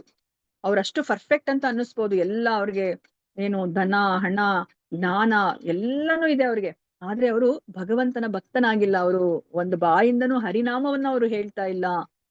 ಅಂತ ವ್ಯಕ್ತಿಗಿನ್ನ ಎಂತ ವ್ಯಕ್ತಿ ಅಂದ್ರೆ ಒಳ್ಳೇದು ಅಂದ್ರೆ ಅಂತಹ ಜನ್ಮ ಒಳ್ಳೇದು ಅಂತಂದ್ರೆ, ಅಕಸ್ಮಾತ್ ಅವನು ತನ್ನ ಧರ್ಮವನ್ನ ಬಿಟ್ಬಿಟ್ಟು ಅವನು ಭಕ್ತಿಯ ಮಾರ್ಗಕ್ಕೆ ಬಂದಿರ್ತಾನೆ. ಆದ್ರೆ ಭಕ್ತಿಯನ್ನು ಅವನು ಪರಿಪೂರ್ಣಗೊಳಿಸ್ಲಿಕ್ಕೆ ಆಗೋದಿಲ್ಲ, ಅವನು ಪತನಗೊಳ್ತಾನೆ. ಆದ್ರೂ ಸಹ ಇಂಥ ವ್ಯಕ್ತಿಗಿನ್ನ ಅಂದ್ರೆ ಯಾರು ಪರ್ಫೆಕ್ಟ್ ಅಂತ ನಾವ್ ಅನ್ಕೋತಾ ಇದೀವೋ ಭೌತಿಕವಾಗಿ, ಅಂತಹ ವ್ಯಕ್ತಿಗಿನ್ನ ಯಾರು ಇಲ್ಲಿ ಭಕ್ತಿಯಲ್ಲಿ ಪರಿಪೂರ್ಣತೆಯನ್ನ ಪಡಿಲಿಲ್ವಲ್ಲ, ಅವನು ತುಂಬಾ ಮೇಲು ಅಂತ ಹೇಳ್ಬಿಟ್ಟು ಹೇಳ್ತಾ ಇದಾರೆ. ಅಂತ ಅವನ ಜನ್ಮ ತುಂಬಾ ಮೇಲು ಅಂತ ಹೇಳ್ಬಿಟ್ಟು ಇಲ್ಲಿ ನಾರದ ಮುನಿಗಳು ಹೇಳ್ತಾ ಇದ್ದಾರೆ. ಸೊ ಅದ್ರಲ್ಲಿ ಅದು ಭಾಗವತಂದು 1.5.17 ಶ್ಲೋಕ ಇದು. ತ್ಯಕ್ವಾ ಸ್ವಧರ್ಮಂ ಚರಣಾಂಬುಜಂ ಅರೇರ್ ಭಜನ್ನ ಪಕ್ವೋತ ಪತೇತ್ತತೋ ಯದಿ ಯತ್ರ ಕ್ವವಾ ಭದ್ರ ಅಭೂದ ಮುಷ್ಯಕಿಂ ಕೋವಾರ್ಥ ಆಪೋ ಅಭಜತಾಂ ಸ್ವಧರ್ಮತಃ. ಅದಕ್ಕೇನೆ ಅವ್ರು ಹೇಳ್ತೀವಿ, ಏನ್ ಪ್ರಯೋಜನ, ಅವರು ಪರಿಪೂರ್ಣರಾಗಿದ್ರು ಸಹ ಭಗವಂತನ ನಾಮಸ್ಮರಣೆ ಮಾಡ್ಲಿಲ್ಲ ಅಂದ್ರೆ ಏನ್ ಪ್ರಯೋಜನ. ಅಂತಹ ವ್ಯಕ್ತಿಗಿನ್ನ ಅವರು ಅಕಸ್ಮಾತ್ ಸರಿಯಾಗಿ ತಮ್ಮ ಕರ್ತವ್ಯವನ್ನ ಮಾಡ್ದಲೆ ಇಲ್ಲಿ ಭಗವತ್ ಭಕ್ತಿಯನ್ನು ಸಹ ಅಪರಿಪೂರ್ಣವಾಗಿ ಮಾಡಿರುವಂತಹ ವ್ಯಕ್ತಿ ಎಷ್ಟೋ ಮೇಲು ಅಂತ ಹೇಳ್ಬಿಟ್ಟು ಇಲ್ಲಿ ಹೇಳ್ತಾ ಇದ್ದಾರೆ. ಆದರೆ ಭಕ್ತರಲ್ಲದವರು ಸೇವಾ ನಿರತರಲ್ಲದಿರುವುದರಿಂದ ಸಂಪೂರ್ಣವಾಗಿ ನಷ್ಟಗೊಳ್ಳುವರು. ನೋಡಿ, ಅವ್ರಿಗೆ ಏನಿದ್ರು ಸಹ ಅವರ ಜನ್ಮವೇ ವೇಸ್ಟ್ ಆಗೋಯ್ತು ಅಲ್ವಾ. ಭೌತಿಕವಾಗಿ ಅವ್ರಿಗೆ ಯಶಸ್ಸು ಸಿಕ್ಕಿರ್ಬಹುದು, ಆದ್ರೆ ಅವ್ರಿಗೆ ಭಕ್ತಿಯನ್ನ ಮಾಡ್ದಲೇ ಇದ್ದಿದ್ದಕ್ಕೆ ಅವರು ನಷ್ಟಗೊಳ್ತಾರೆ, ಅವರ ಮನುಷ್ಯ ಜನ್ಮವೇ ವ್ಯರ್ಥ ಆಗೋಯ್ತು ಅಂತ ಹೇಳ್ತಾ ಇದ್ದಾರೆ. ಆದುದರಿಂದ ಭಗವದ್ಗೀತೆ 9.14 ವ್ಯಕ್ತಿಯು ಕೊನೆಯ ಪಕ್ಷ ಹರೇ ಕೃಷ್ಣ ಮಹಾಮಂತ್ರವನ್ನು ಜಪಿಸುವುದರಲ್ಲಿ ಸದಾ ನಿರತನಾಗಬೇಕೆಂದು ಸಮರ್ಥಿಸುತ್ತದೆ. ಅದಕ್ಕೆ 9.14 ಏನ್ ಹೇಳ್ತಾ ಇದ್ದಾರೆ, ಸತತಂ ಕೀರ್ತಯಂತೋ ಮಾಂ ಯತಂತಶ್ಚ ದೃಢವ್ರತಾಃ ನಮಸ್ಯಂತಶ್ಚ ಮಾಂ ಭಕ್ತ್ಯಾ ನಿತ್ಯಯುಕ್ತಾ ಉಪಾಸತೆ. ನನ್ನ ಮಹಿಮೆಗಳನ್ನು ಯಾವಾಗಲೂ ಸದಾ, ಅದು ತುಂಬಾ ಮುಖ್ಯ, ಸತತಂ ಸದಾ ಯಾವಾಗಲೂ ಕೀರ್ತಿಸುತ್ತಾ ದೃಢ ನಿಶ್ಚಯದಿಂದ ಪ್ರಯತ್ನಿಸುತ್ತಾ ನನಗೆ ನಮಸ್ಕರಿಸುತ್ತಾ ಮಹಾತ್ಮರು ನಿರಂತರವಾದ ಭಕ್ತಿಯಿಂದ ನನ್ನನ್ನು ಪೂಜಿಸುವರು. ನೋಡಿ, ಅವ್ರನ್ನ ಮಹಾತ್ಮರು ಅಂತ ಕರೀತಾ ಇದ್ದಾರೆ ಅಲ್ವಾ. ನಾವ್ ಯಾರನ್ನ ಮಹಾತ್ಮರು ಅಂತ ಕರಿತೀವಿ ಈ ಭೌತಿಕ ಪ್ರಪಂಚದಲ್ಲಿ? ಇಲ್ಲಿ ಭಗವಂತ ಯಾರನ್ನ ಮಹಾತ್ಮರು ಅಂತ ಕರೀತಿದ್ದಾರೆ? ಯಾರು ದೃಢ ಮನಸ್ಸಿನಿಂದ, ನಮಗ್ ಗೊತ್ತಿಲ್ಲ ಅಲ್ವಾ, ನಮ್ಗೆ ಈ ಮಾರ್ಗದಲ್ಲಿ ಹೋದ್ರೆ ಏನ್ ಸಿಗುತ್ತೆ ಅಂತ ನಮ್ಗೆ ಗೊತ್ತಿಲ್ಲ, ಆದ್ರೂ ಸಹ ನಾವ್ ಇವಾಗ ಭಕ್ತಿಯನ್ನ ಮಾಡ್ತಾ ಇದೀವಿ, ನಮ್ಗೆ ಗುರುಗಳು ಹೇಳಿದ್ದಾರೆ ಅಂತ ಅಲ್ವಾ. ಇವಾಗಾದ್ರೂ ಅಟ್ಲೀಸ್ಟ್ ನಮ್ಗೆ ಭೌತಿಕ ಪ್ರಪಂಚದಲ್ಲಿ ಇವಾಗ ಫಾರಿನ್ ಹೋದ್ರೆ, ಅಮೆರಿಕಾಗ್ ಹೋದ್ರೆ ಅಲ್ಲಿ ಯಾವ ತರ ಜೀವನ ಇರುತ್ತೆ, ಮತ್ತೆ ಅಲ್ಲಿ ಎಷ್ಟು ಹಣವನ್ನ ಸಂಪಾದಿಸ್ಬೋದು, ಎಷ್ಟು ಭೋಗ ಜೀವನವನ್ನ ನಡೆಸ್ಬೋದು ಅಂತ ಹೇಳ್ಬಿಟ್ಟು ಅಲ್ಲಿ ಹೋಗಿ ಅನುಭವಿಸಿರೋರು ಮತ್ತೆ ವಾಪಸ್ ಬಂದು ನಮ್ಗೆ ಹೇಳಿದ್ದಾರೆ, ನಿದರ್ಶನವನ್ನ ತೋರಿಸಿದ್ದಾರೆ. ಆದ್ರೆ ಇಲ್ಲಿ ಭಕ್ತಿ ಮಾರ್ಗದಲ್ಲಿ ನಮ್ಗೆ ಗೊತ್ತೇ ಆಗ್ತಿಲ್ಲ ಅಲ್ವಾ. ನಮ್ಮ ಪುರಾಣದಲ್ಲಿ, ನಮ್ಮ ಗ್ರಂಥದಲ್ಲಿ ಏನನ್ನ ಹೇಳಿದರೆ ಬಿಟ್ರೆ ನಮ್ಗೆ ಯಾರನ್ನು ಸಹ ಆ ಭಗವಂತನ ಲೋಕಕ್ಕೆ ಹೋಗಿ ವಾಪಸ್ ಬಂದು ಹೇಳಿದವರು ಯಾರು ಇಲ್ಲ. ಆದ್ರೂನು ಸಹ ನಮ್ಗೆ ಈ ಶಾಸ್ತ್ರಗಳ ಮೇಲೆ ನಂಬಿಕೆ ಅಲ್ವಾ, ನಮ್ಗೆ ಮಹಾಜನಗಳ ಮೇಲೆ, 12 ಮಹಾಜನಗಳ ಮೇಲೆ ನಂಬಿಕೆ, ನಮ್ಮ ಗುರು ಪರಂಪರೆಯ ಮೇಲೆ ನಂಬಿಕೆ. ಸೊ ನಾವು ಸಹ ಅವರ ಒಂದು ಹಾದಿಯನ್ನೇ ತುಳಿದ್ರೆ ನಮ್ಗೂ ಸಹ ಯಶಸ್ಸು ಸಿಕ್ಕೇ ಸಿಗುತ್ತೆ ಅಂತ ಹೇಳ್ಬಿಟ್ಟು ಆ ದೃಢ ನಿಶ್ಚಯದಿಂದ ನಾವೇನ್ ಮಾಡ್ತಾ ಇದೀವಿ ಇವಾಗ, ಸತತಂ ಕೀರ್ತಯಂತೋ ಮಾಂ. ನಮ್ಗೆ ಏನ್ ಹೇಳಿದರೆ ಹರೇರ್ ನಾಮ ಇವ ಕೇವಲಂ ಕಲವು ನಾಸ್ತೈವ ಗತಿರನ್ಯತ. ಈ ಕಲಿಯುಗದಲ್ಲಿ ಬೇರೆ ಇನ್ಯಾವುದೇ ಮಾರ್ಗ ಇಲ್ಲ ಅಂತ ಹೇಳ್ತಾ ಇದಾರೆ, ಹರಿನಾಮವನ್ನು ನಾವು ಬಿಟ್ರೆ. ಅದಕ್ಕೆ ನಾವ್ ಇವಾಗ ಅದನ್ನ ಮಾಡಿದ್ರೆ ಏನಾಗತ್ತೆ, ನಾವು ಅವಾಗ ಭಗವಂತನ ಕೃಪೆಗೆ ನಾವು ಪಾತ್ರರಾಗ್ತೀವಿ ಅಲ್ವಾ. ಭಗವಂತ ಅವ್ರನ್ನ ಮಹಾತ್ಮರು ಅಂತ ಕರಿತಾ ಇದಾರೆ. ಮಹಾತ್ಮರಿಗೆ ಏನು ಒಂದು ವ್ಯತ್ಯಾಸ ಆಗತ್ತೆ, ಅವರು ದೈವೀಂ ಪ್ರಕೃತಿ ಆಶ್ರಿತಃ. ಅವರು ಈ ಒಂದು ಮಹಾಮಾಯೆಯ ಬದಲು ಅವರು ಭಗವಂತನ ಯೋಗಮಾಯೆಯ ರಕ್ಷಣೆಗೆ ಬಂದ್ಬಿಡ್ತಾರೆ ಅಲ್ವಾ. ನಾವ್ ಇದಕ್ಕಿಂತ ಮುಂಚೆ ನಾವು ತಿಳ್ಕೊಂಡ್ರ ಹಾಗೇನೆ ನಾವು ಸ್ವತಂತ್ರರಲ್ವೇ ಅಲ್ಲ ಅಲ್ವಾ. ನಾನ್ ಯಾರ ಕೈ ಕೆಳಗಡೆ ಇರೋದಕ್ಕೆ ನನಗೆ ಇಷ್ಟ ಇಲ್ಲ ಅಂತ ನಾವ್ ಹೇಳಂಗೆ ಇಲ್ಲ ಅಲ್ವಾ. ಈಗ ಈ ಒಂದು ಭೌತಿಕ ಪ್ರಪಂಚದಲ್ಲೇ ಆಗ್ಲಿ, ನಾವು ಈ ಸಿಟಿಯಲ್ಲಿದ್ರೆ ಸಿಟಿ ರೂಲ್ಸ್ ಅನ್ನ ನಾವು ಫಾಲೋ ಮಾಡ್ಬೇಕು. ಇಲ್ಲ ನಾವೇನೋ ತಪ್ಪು ಮಾಡ್ಬಿಟ್ಟು ನಾವು ಜೈಲಿಗೆ ಹೋದ್ರೆ ಜೈಲಿನ ರೂಲ್ಸ್ ಅನ್ನ ನಾವು ಫಾಲೋ ಮಾಡ್ಬೇಕು. ಇಲ್ಲ ನಾನು ಯಾವ್ದು ಫಾಲೋ ಮಾಡೋದಕ್ಕೆ ಆಗೋದಿಲ್ಲ ಅನ್ನೋ ತರ ನಾವ್ ಇರಕ್ ಸಾಧ್ಯನೇ ಇಲ್ಲ ಅಲ್ವಾ. ಈವನ್ ಕಾಡಿಗೆ ಹೋದ್ರೂ ಸಹ ಕಾಡನ್ನು ಸಹ ಈ ಒಂದು ರಾಜ್ಯದ ರಕ್ಷಣೆಯಲ್ಲೇ ಇರುತ್ತೆ ಅದು ಅಲ್ವಾ. ಅಲ್ಲೂ ಸಹ ನನ್ಗಿಷ್ಟ ಬಂದಂಗೆ ಇರ್ತೀನಿ ಅಂತ ಹೇಳಂಗೆ ಇಲ್ಲ ಅಂದ್ರೆ ನಾವ್ ಯಾವ್ದಾದ್ರು ಒಂದು ನೀತಿ ನಿಯಮಗಳನ್ನ ನಾವು ಅನುಸರಿಸ್ತಾನೆ ಇರ್ಬೇಕು. ನಮ್ಗೆ ಚಾಯ್ಸ್ ಬಿಟ್ಟಿರೋದು, ನಾನಿವಾಗ ರಾಜ್ಯದ ನೀತಿ ನಿಯಮಗಳನ್ನ ನಾನು ಅನುಸರಿಸ್ಬೇಕೋ ಇಲ್ಲಾಂದ್ರೆ ನಾನು ಜೈಲಿಗೆ ಹೋಗಿ ಜೈಲಿನ ನೀತಿ ನಿಯಮಗಳನ್ನ ಅನುಸರಿಸ್ಬೇಕು ಅನ್ನೋದು ನಮಗ್ ಬಿಟ್ಟಿರೋದು. ಬುದ್ಧಿವಂತರಾದವ್ರು ಏನ್ ಮಾಡ್ತಾರೆ, ಈ ರಾಜ್ಯದಲ್ಲಿ ಇರುವಂತಹ ಆ ಸಿಟಿಯ ನೀತಿ ನಿಯಂತ್ರಣಗಳನ್ನ ಅದನ್ನ ಅನುಸರಿಸ್ಬೇಕು ಅಂತ ಅವ್ರು ಇಚ್ಛೆ ಪಡ್ತಾರೆ. ಅವ್ರು ಯಾರು ಜೈಲಿಗೆ ಹೋಗ್ಬೇಕು ಅಂತ ನಾವ್ ಯಾರು ಇಚ್ಛೆ ಪಡೋದಿಲ್ಲ. ಅದೇ ತರನೇ ಇಲ್ಲೂ ಸಹ ಮಹಾತ್ಮರು ಏನಾಗುತ್ತೆ, ಅವರು ಮಹಾಮಾಯೆಯ ಕೆಳಗಡೆ ಬರೋದಿಲ್ಲ, ಅವ್ರು ಯೋಗ ಮಾಯೆಯ ರಕ್ಷಣೆಗೆ ಬಂದ್ಬಿಡ್ತಾರೆ ಅಲ್ವಾ. ದೈವೀಂ ಪ್ರಕೃತಿ ಆಶ್ರಿತಾಹ ಆಗ್ತಾರೆ. ಅವಾಗ ಅವರು ಮಹಾತ್ಮರು ಅಂತ ಹೇಳ್ಬಿಟ್ಟು ಪರಿಗಣಿಸ್ತಾರೆ. ಸೊ ನನ್ನ ಮಹಿಮೆಗಳನ್ನು ಯಾವಾಗ್ಲೂ ಕೀರ್ತಿಸುತ್ತಾ, ದೃಢ ನಿಶ್ಚಯದಿಂದ ಪ್ರಯತ್ನಿಸುತ್ತಾ, ನನಗೆ ನಮಸ್ಕರಿಸುತ್ತಾ ಮಹಾತ್ಮರು ನಿರಂತರವಾದ ಭಕ್ತಿಯಿಂದ ನನ್ನನ್ನ ಪೂಜಿಸ್ತಾರೆ ಅಂತ ಹೇಳ್ಬಿಟ್ಟು ಹೇಳ್ತಾ ಇದ್ದಾರೆ. ಸೊ ಇಲ್ಲಿ ನಮ್ಗೆ ನವವಿಧ ಭಕ್ತಿ ಬಗ್ಗೆ ಇಲ್ಲಿ ಹೇಳ್ತಾ ಇದ್ದಾರೆ. ಇದನ್ನ ಯಾರಾದ್ರೂ ಓದಿ. ಹರೇ ಕೃಷ್ಣ. ಓದ್ಲಾ ಮಾತಾಜಿ? ಓದಿ ಮಾತಾಜಿ. ವ್ಯಕ್ತಿಯು ಭಕ್ತಿ ಸೇವೆಯ ಪ್ರಕ್ರಿಯೆಯನ್ನು ತ್ಯಜಿಸಬಾರದು. ಅದನ್ನು ಬೇರೆ ಬೇರೆ 9 ವಿಧದಲ್ಲಿ ಆಚರಿಸಲಾಗುತ್ತದೆ. ಶ್ರವಣಂ, ಕೀರ್ತನಂ, ವಿಷ್ಣು ಸ್ಮರಣಂ, ಪಾದ ಸೇವನಂ ಇತ್ಯಾದಿ. ಅತ್ಯಂತ ಮುಖ್ಯವಾದ ಪ್ರತಿಕ್ರಿಯೆ ಎಂದರೆ ಶ್ರವಣಂ. ಪ್ರಕ್ರಿಯೆ ಮಾತಾಜಿ. ಅತ್ಯಂತ ಮುಖ್ಯವಾದ ಪ್ರಕ್ರಿಯೆ ಎಂದರೆ ಶ್ರವಣಂ, ಅಂದರೆ ಕೇಳುವುದು. ಗುರುವಿನಿಂದ, ಸಾಧುಗಳಾದ ಆಚಾರ್ಯರಿಂದ ಮತ್ತು ವೈದಿಕ ಸಾಹಿತ್ಯದಿಂದ ಕೇಳುವುದು. ಶ್ರವಣ ಸಾಧು ಶಾಸ್ತ್ರ ಹಾಗೂ ವಾಕ್ಯ ಚಿತ್ತತೆ ಕರಿಯ ಐಕ್ಯ. ಭಕ್ತರಲ್ಲದವರ ವ್ಯಾಖ್ಯಾನಗಳನ್ನು ಮತ್ತು ವಿವರಣೆಗಳನ್ನು ನಾವು ಕೇಳಬಾರದು, ಏಕೆಂದರೆ ಇದನ್ನು ಶ್ರೀಲ ಸನಾತನ ಗೋಸ್ವಾಮಿಯವರು ಕಟ್ಟುನಿಟ್ಟಾಗಿ ನಿಷೇಧಿಸಿದ್ದಾರೆ.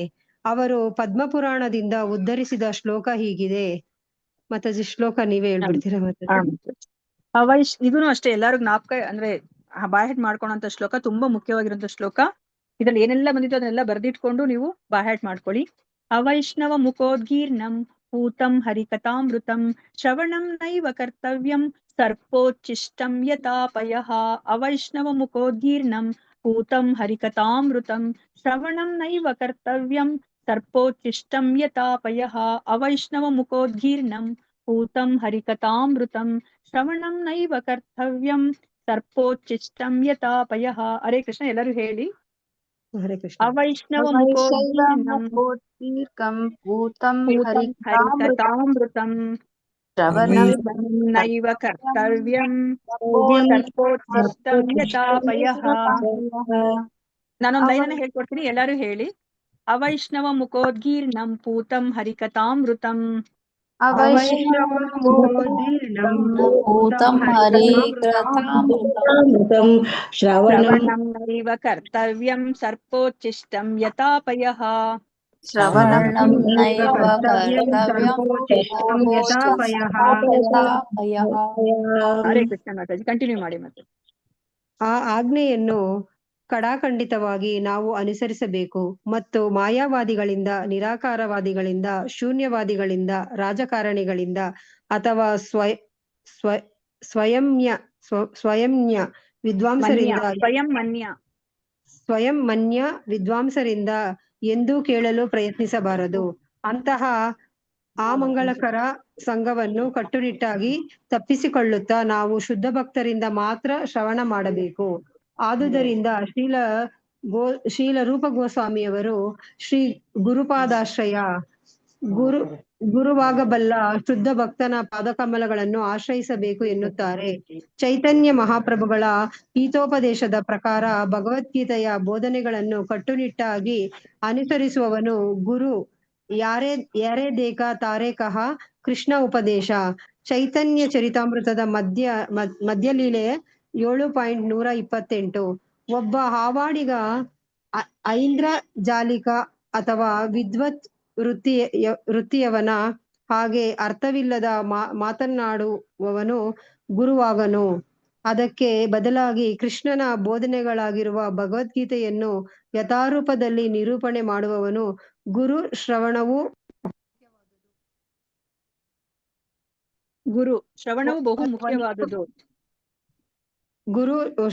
ಬಹು ಮುಖ್ಯವಾದುದು. ಒಬ್ಬನು ವೈಷ್ಣವ ಸಾಧುವಿನಿಂದ, ಗುರುವಿನಿಂದ ಮತ್ತು ಶಾಸ್ತ್ರದಿಂದ ಶ್ರವಣ ಮಾಡಬೇಕು. ಹರೇ ಕೃಷ್ಣ ಮಾತಾಜಿ. ಇನ್ನೊಂದು ಪ್ಯಾರ ಇದೆ, ಓದಿ ಯಾರಾದ್ರೂ.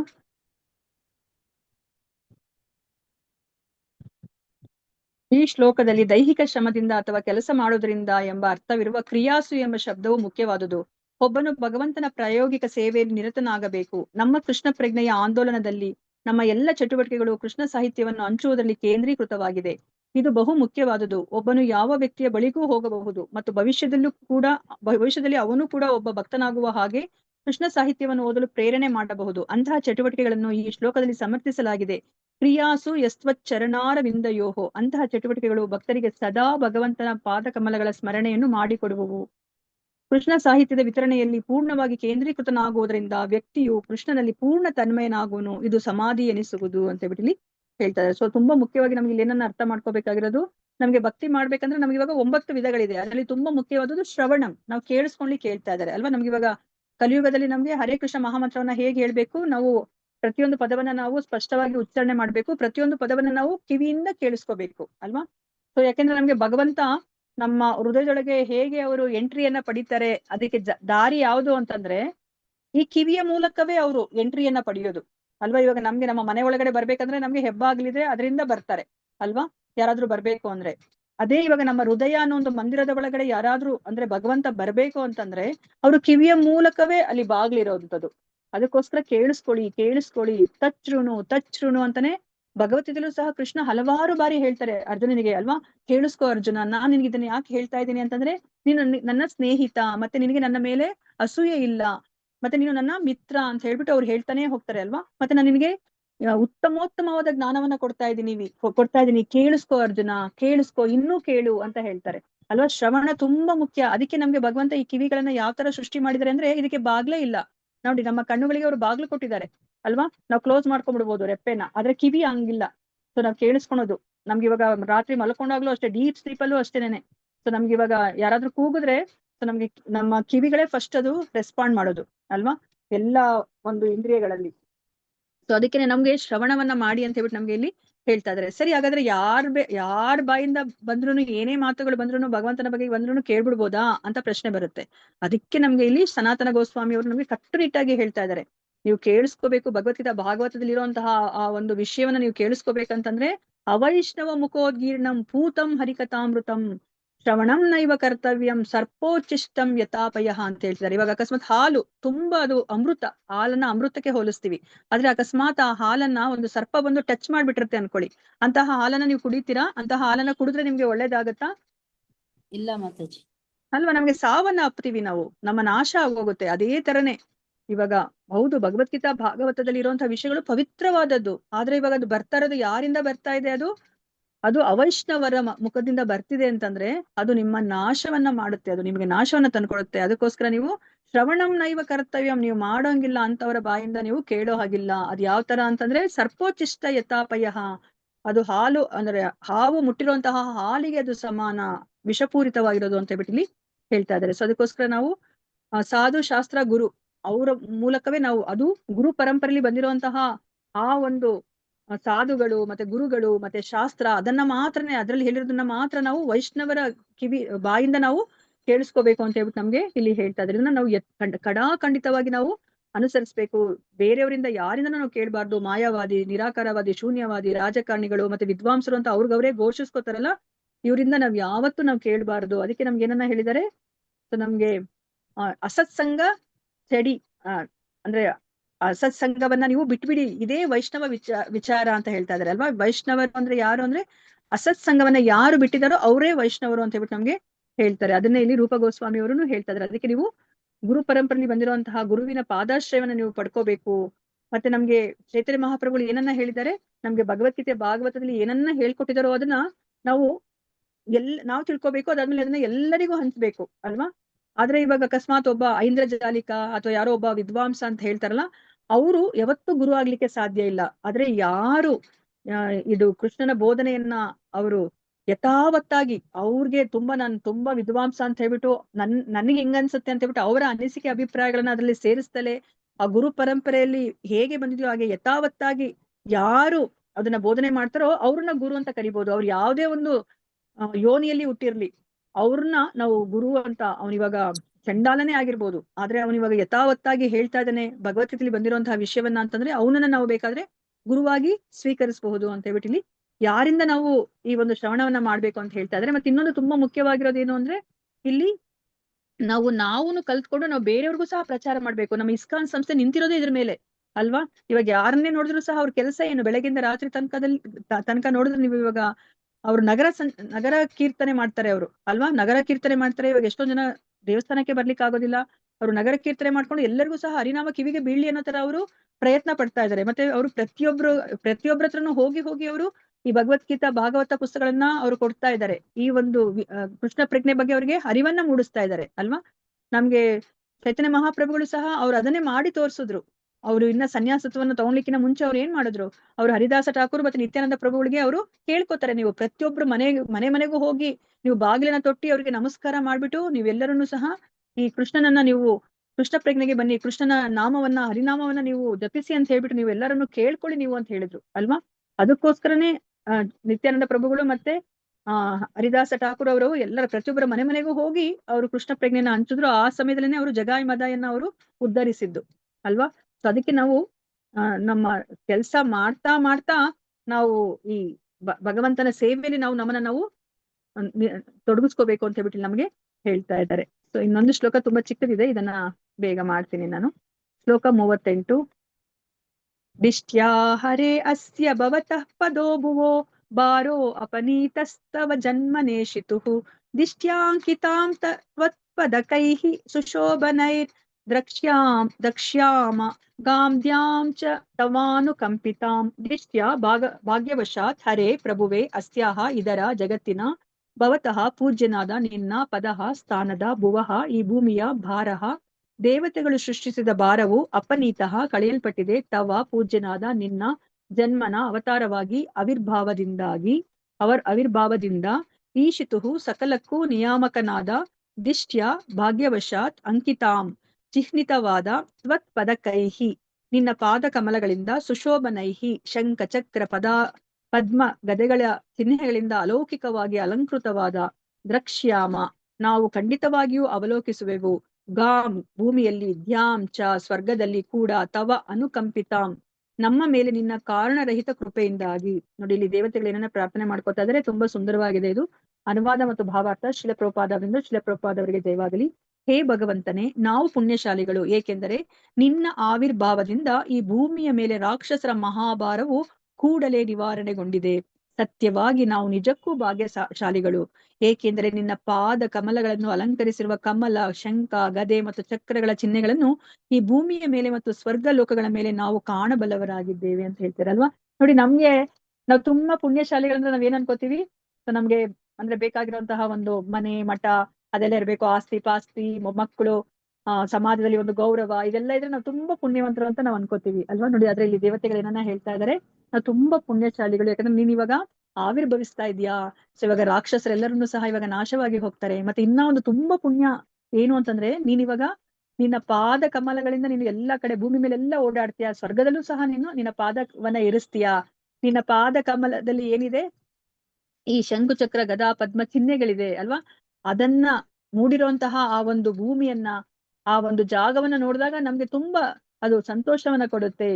ಅದಕ್ಕೆ ನಾವು ತುಂಬಾ ಭಾಗ್ಯಶಾಲಿಗಳು ಅಂತ ಹೇಳ್ಬಿಟ್ಟು ಹೇಳ್ತಾ ಇದ್ರೆ. ನೋಡಿ, ನಿನ್ನ ಪಾದ ಕಮಲಗಳನ್ನು ಅಲಂಕರಿಸಿರುವ ಕಮಲ, ಶಂಖ, ಗದೆ ಮತ್ತು ಚಕ್ರಗಳ ಚಿಹ್ನೆಗಳನ್ನು ಈ ಭೂಮಿ ಮೇಲೆ ಮತ್ತೆ ಸ್ವರ್ಗದ ಮೇಲೆ ನಾವು ಕಾಣಬಲ್ಲವರಾಗ್ತೀವಿ ನಾವೀಗ. ಅದಕ್ಕೆ ನಾವು ತುಂಬಾ ಪುಣ್ಯಶಾಲಿಗಳು ಅಂತ ಹೇಳ್ಬಿಟ್ಟು ಇಲ್ಲಿ ಹೇಳ್ತಾ ಇದಾರೆ. ಸೊ ಭಾವಾರ್ಥದಲ್ಲಿ ಏನ್ ಹೇಳ್ತಾ ಇದಾರೆ ಪ್ರಭುಪಾದರು, ಭಗವಂತನ ಪಾದ ಕಮಲಗಳ ತಳದಲ್ಲಿ ಶಂಖ, ಚಕ್ರ, ಗದಾ ಪದ್ಮಗಳ ಮತ್ತು ಒಂದು ಧ್ವಜದ ಹಾಗೂ ವಜ್ರಾಯುಧದ ಚಿಹ್ನೆಗಳಿವೆ. ಕೃಷ್ಣನು ಈ ಭೂಮಿಯ ಮೇಲೆ ಅಥವಾ ಸ್ವರ್ಗಲೋಕದಲ್ಲಿ ನಡೆದಾಗ ಅವನು ಹೋದಲ್ಲೆಲ್ಲ ಈ ಗುರುತುಗಳು ಕಾಣಿಸುತ್ತವೆ. ಕೃಷ್ಣನು ಈ ನೆಲದ ಮೇಲೆ ಆಗಾಗ ಸಂಚರಿಸುವುದರಿಂದ ವೃಂದಾವನ ಧಾಮವು ಒಂದು ದಿವ್ಯ ಸ್ಥಳವಾಗಿದೆ. ವೃಂದಾವನ ನಿವಾಸಿಗಳು ಈ ಗುರುತುಗಳನ್ನು ಕಾಣುವ ಭಾಗ್ಯಶಾಲಿಗಳಾಗಿದ್ದಾರೆ. ಅಕ್ರೂರನು ಕೃಷ್ಣ ಬಲರಾಮರನ್ನು ಕಂಸನಿಂದ ಏರ್ಪಡಿಸಲಾದ ಹಬ್ಬಕ್ಕೆ ಕರೆದೊಯ್ಯಲು ವೃಂದಾವನಕ್ಕೆ ಹೋದಾಗ ಕೃಷ್ಣನ ಪಾದ ಕಮಲಗಳ ಗುರುತುಗಳನ್ನು ವೃಂದಾವನದ ನೆಲದಲ್ಲಿ ಕಂಡು ನೆಲದಲ್ಲಿ ಬಿದ್ದು ಆರ್ತನಾದ ಮಾಡಿದನು. ಈ ಪದ ಚಿಹ್ನೆಗಳು ದೇವೋತ್ತಮ ಪರಮಪುರುಷನ ಅವ್ಯಾಜ ಕೃಪೆಗೆ ಪಾತ್ರರಾದ ಭಕ್ತರಿಗೆ ಕಾಣಿಸುತ್ತವೆ. ತವಾನುಕಂಪಿತಂ, ಭಗವಂತನ ಆವಿರ್ಭಾವವು ಭೂಭಾರಕರಾದ ರಾಕ್ಷಸರನ್ನು ನಾಶಪಡಿಸುವುದೆಂಬ ಕಾರಣದಿಂದ ದೇವತೆಗಳು ಹರ್ಷಿತರಾದರು. ಅಷ್ಟೇ ಅಲ್ಲ, ತಾವು ಭಗವಂತನ ಪಾದ ಕಮಲಗಳ ತಲಗಳ ದಿವ್ಯ ಚಿಹ್ನೆಗಳನ್ನು ನೆಲದ ಮೇಲೆ ಕಾಣಬಲ್ಲವೆಂಬ ಕಾರಣದಿಂದಲೂ ಹರ್ಷಿತರಾದರು. ಕೃಷ್ಣನು ಹುಲ್ಲುಗಾವಲು ನೆಲೆಗಳಲ್ಲಿ ನಡೆಯುತ್ತಿದ್ದಾಗ ಗೋಪಿಯರು ಯಾವಾಗಲೂ ಅವನ ಪಾದ ಕಮಲಗಳನ್ನೇ ಚಿಂತನೆ ಮಾಡುತ್ತಿದ್ದರು. ಅದಲ್ಲದೆ ಹಿಂದಿನ ಶ್ಲೋಕದಲ್ಲಿ ವರ್ಣಿಸಿರುವಂತೆ ಭಗವಂತನ ಪಾದ ಕಮಲಗಳನ್ನು ಬರಿಯ ಚಿಂತನೆ ಮಾಡುತ್ತಾ ಗೋಪಿಯರು ಪೂರ್ಣವಾಗಿ ಸಮಾಧಿ ಸ್ಥಿತಿಗೆ ಬರುತ್ತಿದ್ದರು. ಆವಿಷ್ಟ ಚೇತ ನ ಭವಾಯ ಕಲ್ಪತೆ. ಗೋಪಿಯರ ಹಾಗೆಯೇ ಭಗವತ್ ಚಿಂತನೆಯಲ್ಲೇ ಸದಾ ನಿಮಗ್ನನಾದವನು ಭೌತಿಕವಾದ ನೆಲೆಯಿಂದ ಆಚೆಗಿರುತ್ತಾನೆ ಮತ್ತು ಅವನು ಈ ಭೌತಿಕ ಜಗತ್ತಿನಲ್ಲಿ ಉಳಿಯಲಾರನು. ಆದುದರಿಂದ ವೃಂದಾವನದಲ್ಲಿ ನೆಲೆಸಿರಲು ನಿಶ್ಚಯಿಸಿದ ವೈಷ್ಣವರು ದಿನದ 24 ಗಂಟೆಗಳ ಕಾಲವು ಭಗವಂತನ ಪಾದ ಕಮಲಗಳನ್ನೇ ಎಡೆಬಿಡದೆ ಧ್ಯಾನಿಸುವ ಹಾಗೆ ಯಾವಾಗಲೂ ಕೃಷ್ಣನ ಪಾದ ಕಮಲಗಳ ವಿಷಯವಾಗಿ ಶ್ರವಣ, ಕೀರ್ತನ, ಚಿಂತನೆಗಳನ್ನು ಮಾಡುವುದು ನಮ್ಮ ಕರ್ತವ್ಯವಾಗಿದೆ ಅಂತ ಹೇಳ್ಬಿಟ್ಟು ಇಲ್ಲಿ ಹೇಳ್ತಾ ಇದ್ದಾರೆ ಅಲ್ವಾ. ನೋಡಿ, ಈಗ ಆ ಭಕ್ತರಿಗೆ ಆ ಪುಣ್ಯ ಸಂತೋಷ ಕೊಡೋದೇ ಬೇರೆ, ಪುಣ್ಯ ಅಂತ ಅವ್ರಿಗೆ ಅನ್ಸೋದೇ ಬೇರೆ ಅಲ್ವಾ. ನಮ್ಗೆ ಭಗವಂತ ಏನಾದ್ರು ಕಾಣಿಸ್ಕೊಂಡ್ರೆ ನಮ್ಗೆ ನಮ್ಮ ಆಸೆಗಳನ್ನೆಲ್ಲ ಪೂರೈಸ್ಬಿಟ್ರೆ ನಾವು ಪುಣ್ಯಶಾಲಿಗಳು ಅಂತ ನಾವ್ ಅನ್ಕೋತೀವಿ ಅಲ್ವಾ. ಆದ್ರೆ ಇಲ್ಲಿ ಭಗವದ್ ಭಕ್ತರಿಗೆ ಆ ಭಗವಂತನ ಪಾದ ಕಮಲಗಳ ಚಿಹ್ನೆಗಳನ್ನ ಅದನ್ನ ಕಾಣದೆ ಅವ್ರಿಗೂ ಅದು ಭಾಗ್ಯಶಾಲಿಗಳು ಅಂತ ಅವರು ಅನ್ಕೋತಾ ಇದ್ದಾರೆ.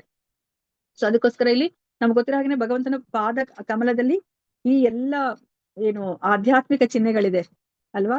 ಇವಾಗ ನಮ್ಗೆ ಭಗವಂತ ಅಂತ ಹೇಳ್ಬಿಟ್ಟು ಹೇಗೆ ಗೊತ್ತಾಗುತ್ತೆ, ಇವಾಗ ಅವರು ಭೌತಿಕ ಪ್ರಪಂಚದಲ್ಲಿ ಕಾಣಿಸ್ಕೊತಾರೆ ಅಲ್ವಾ. ಇವರೇ ಭಗವಂತ ಅಂತ ಹೇಗೆ ಗೊತ್ತಾಗುತ್ತೆ ಅನ್ನೋದಕ್ಕೆ ನಮ್ಗೆ ಹೇಳ್ತಾರೆ ಅಲ್ವಾ. ಸೊ ಅವರ ಬಗ್ಗೆ ನಮ್ಗೆ ಏನು ನಮ್ಮ ಆಧ್ಯಾತ್ಮಿಕ ಗ್ರಂಥದಲ್ಲಿ ಉಲ್ಲೇಖ ಇರುತ್ತೆ. ಈ ಸಮಯಕ್ಕೆ ಈ ತಂದೆ ತಾಯಿಗಳಿಗೆ ಇವರು ಮಗನಾಗಿ ಬರ್ತಾರೆ, ಈ ಒಂದು ಸಮಯದಲ್ಲೇ ಬರ್ತಾರೆ ಅಂತ ಹೇಳ್ಬಿಟ್ಟು ಆ ಸ್ಥಳ ಮತ್ತೆ ಅವರ ತಂದೆ ತಾಯಿಗಳ ಹೆಸರನ್ನು ಸಹ ಅವರು ಕೊಡ್ತಾರೆ ಅಲ್ವಾ.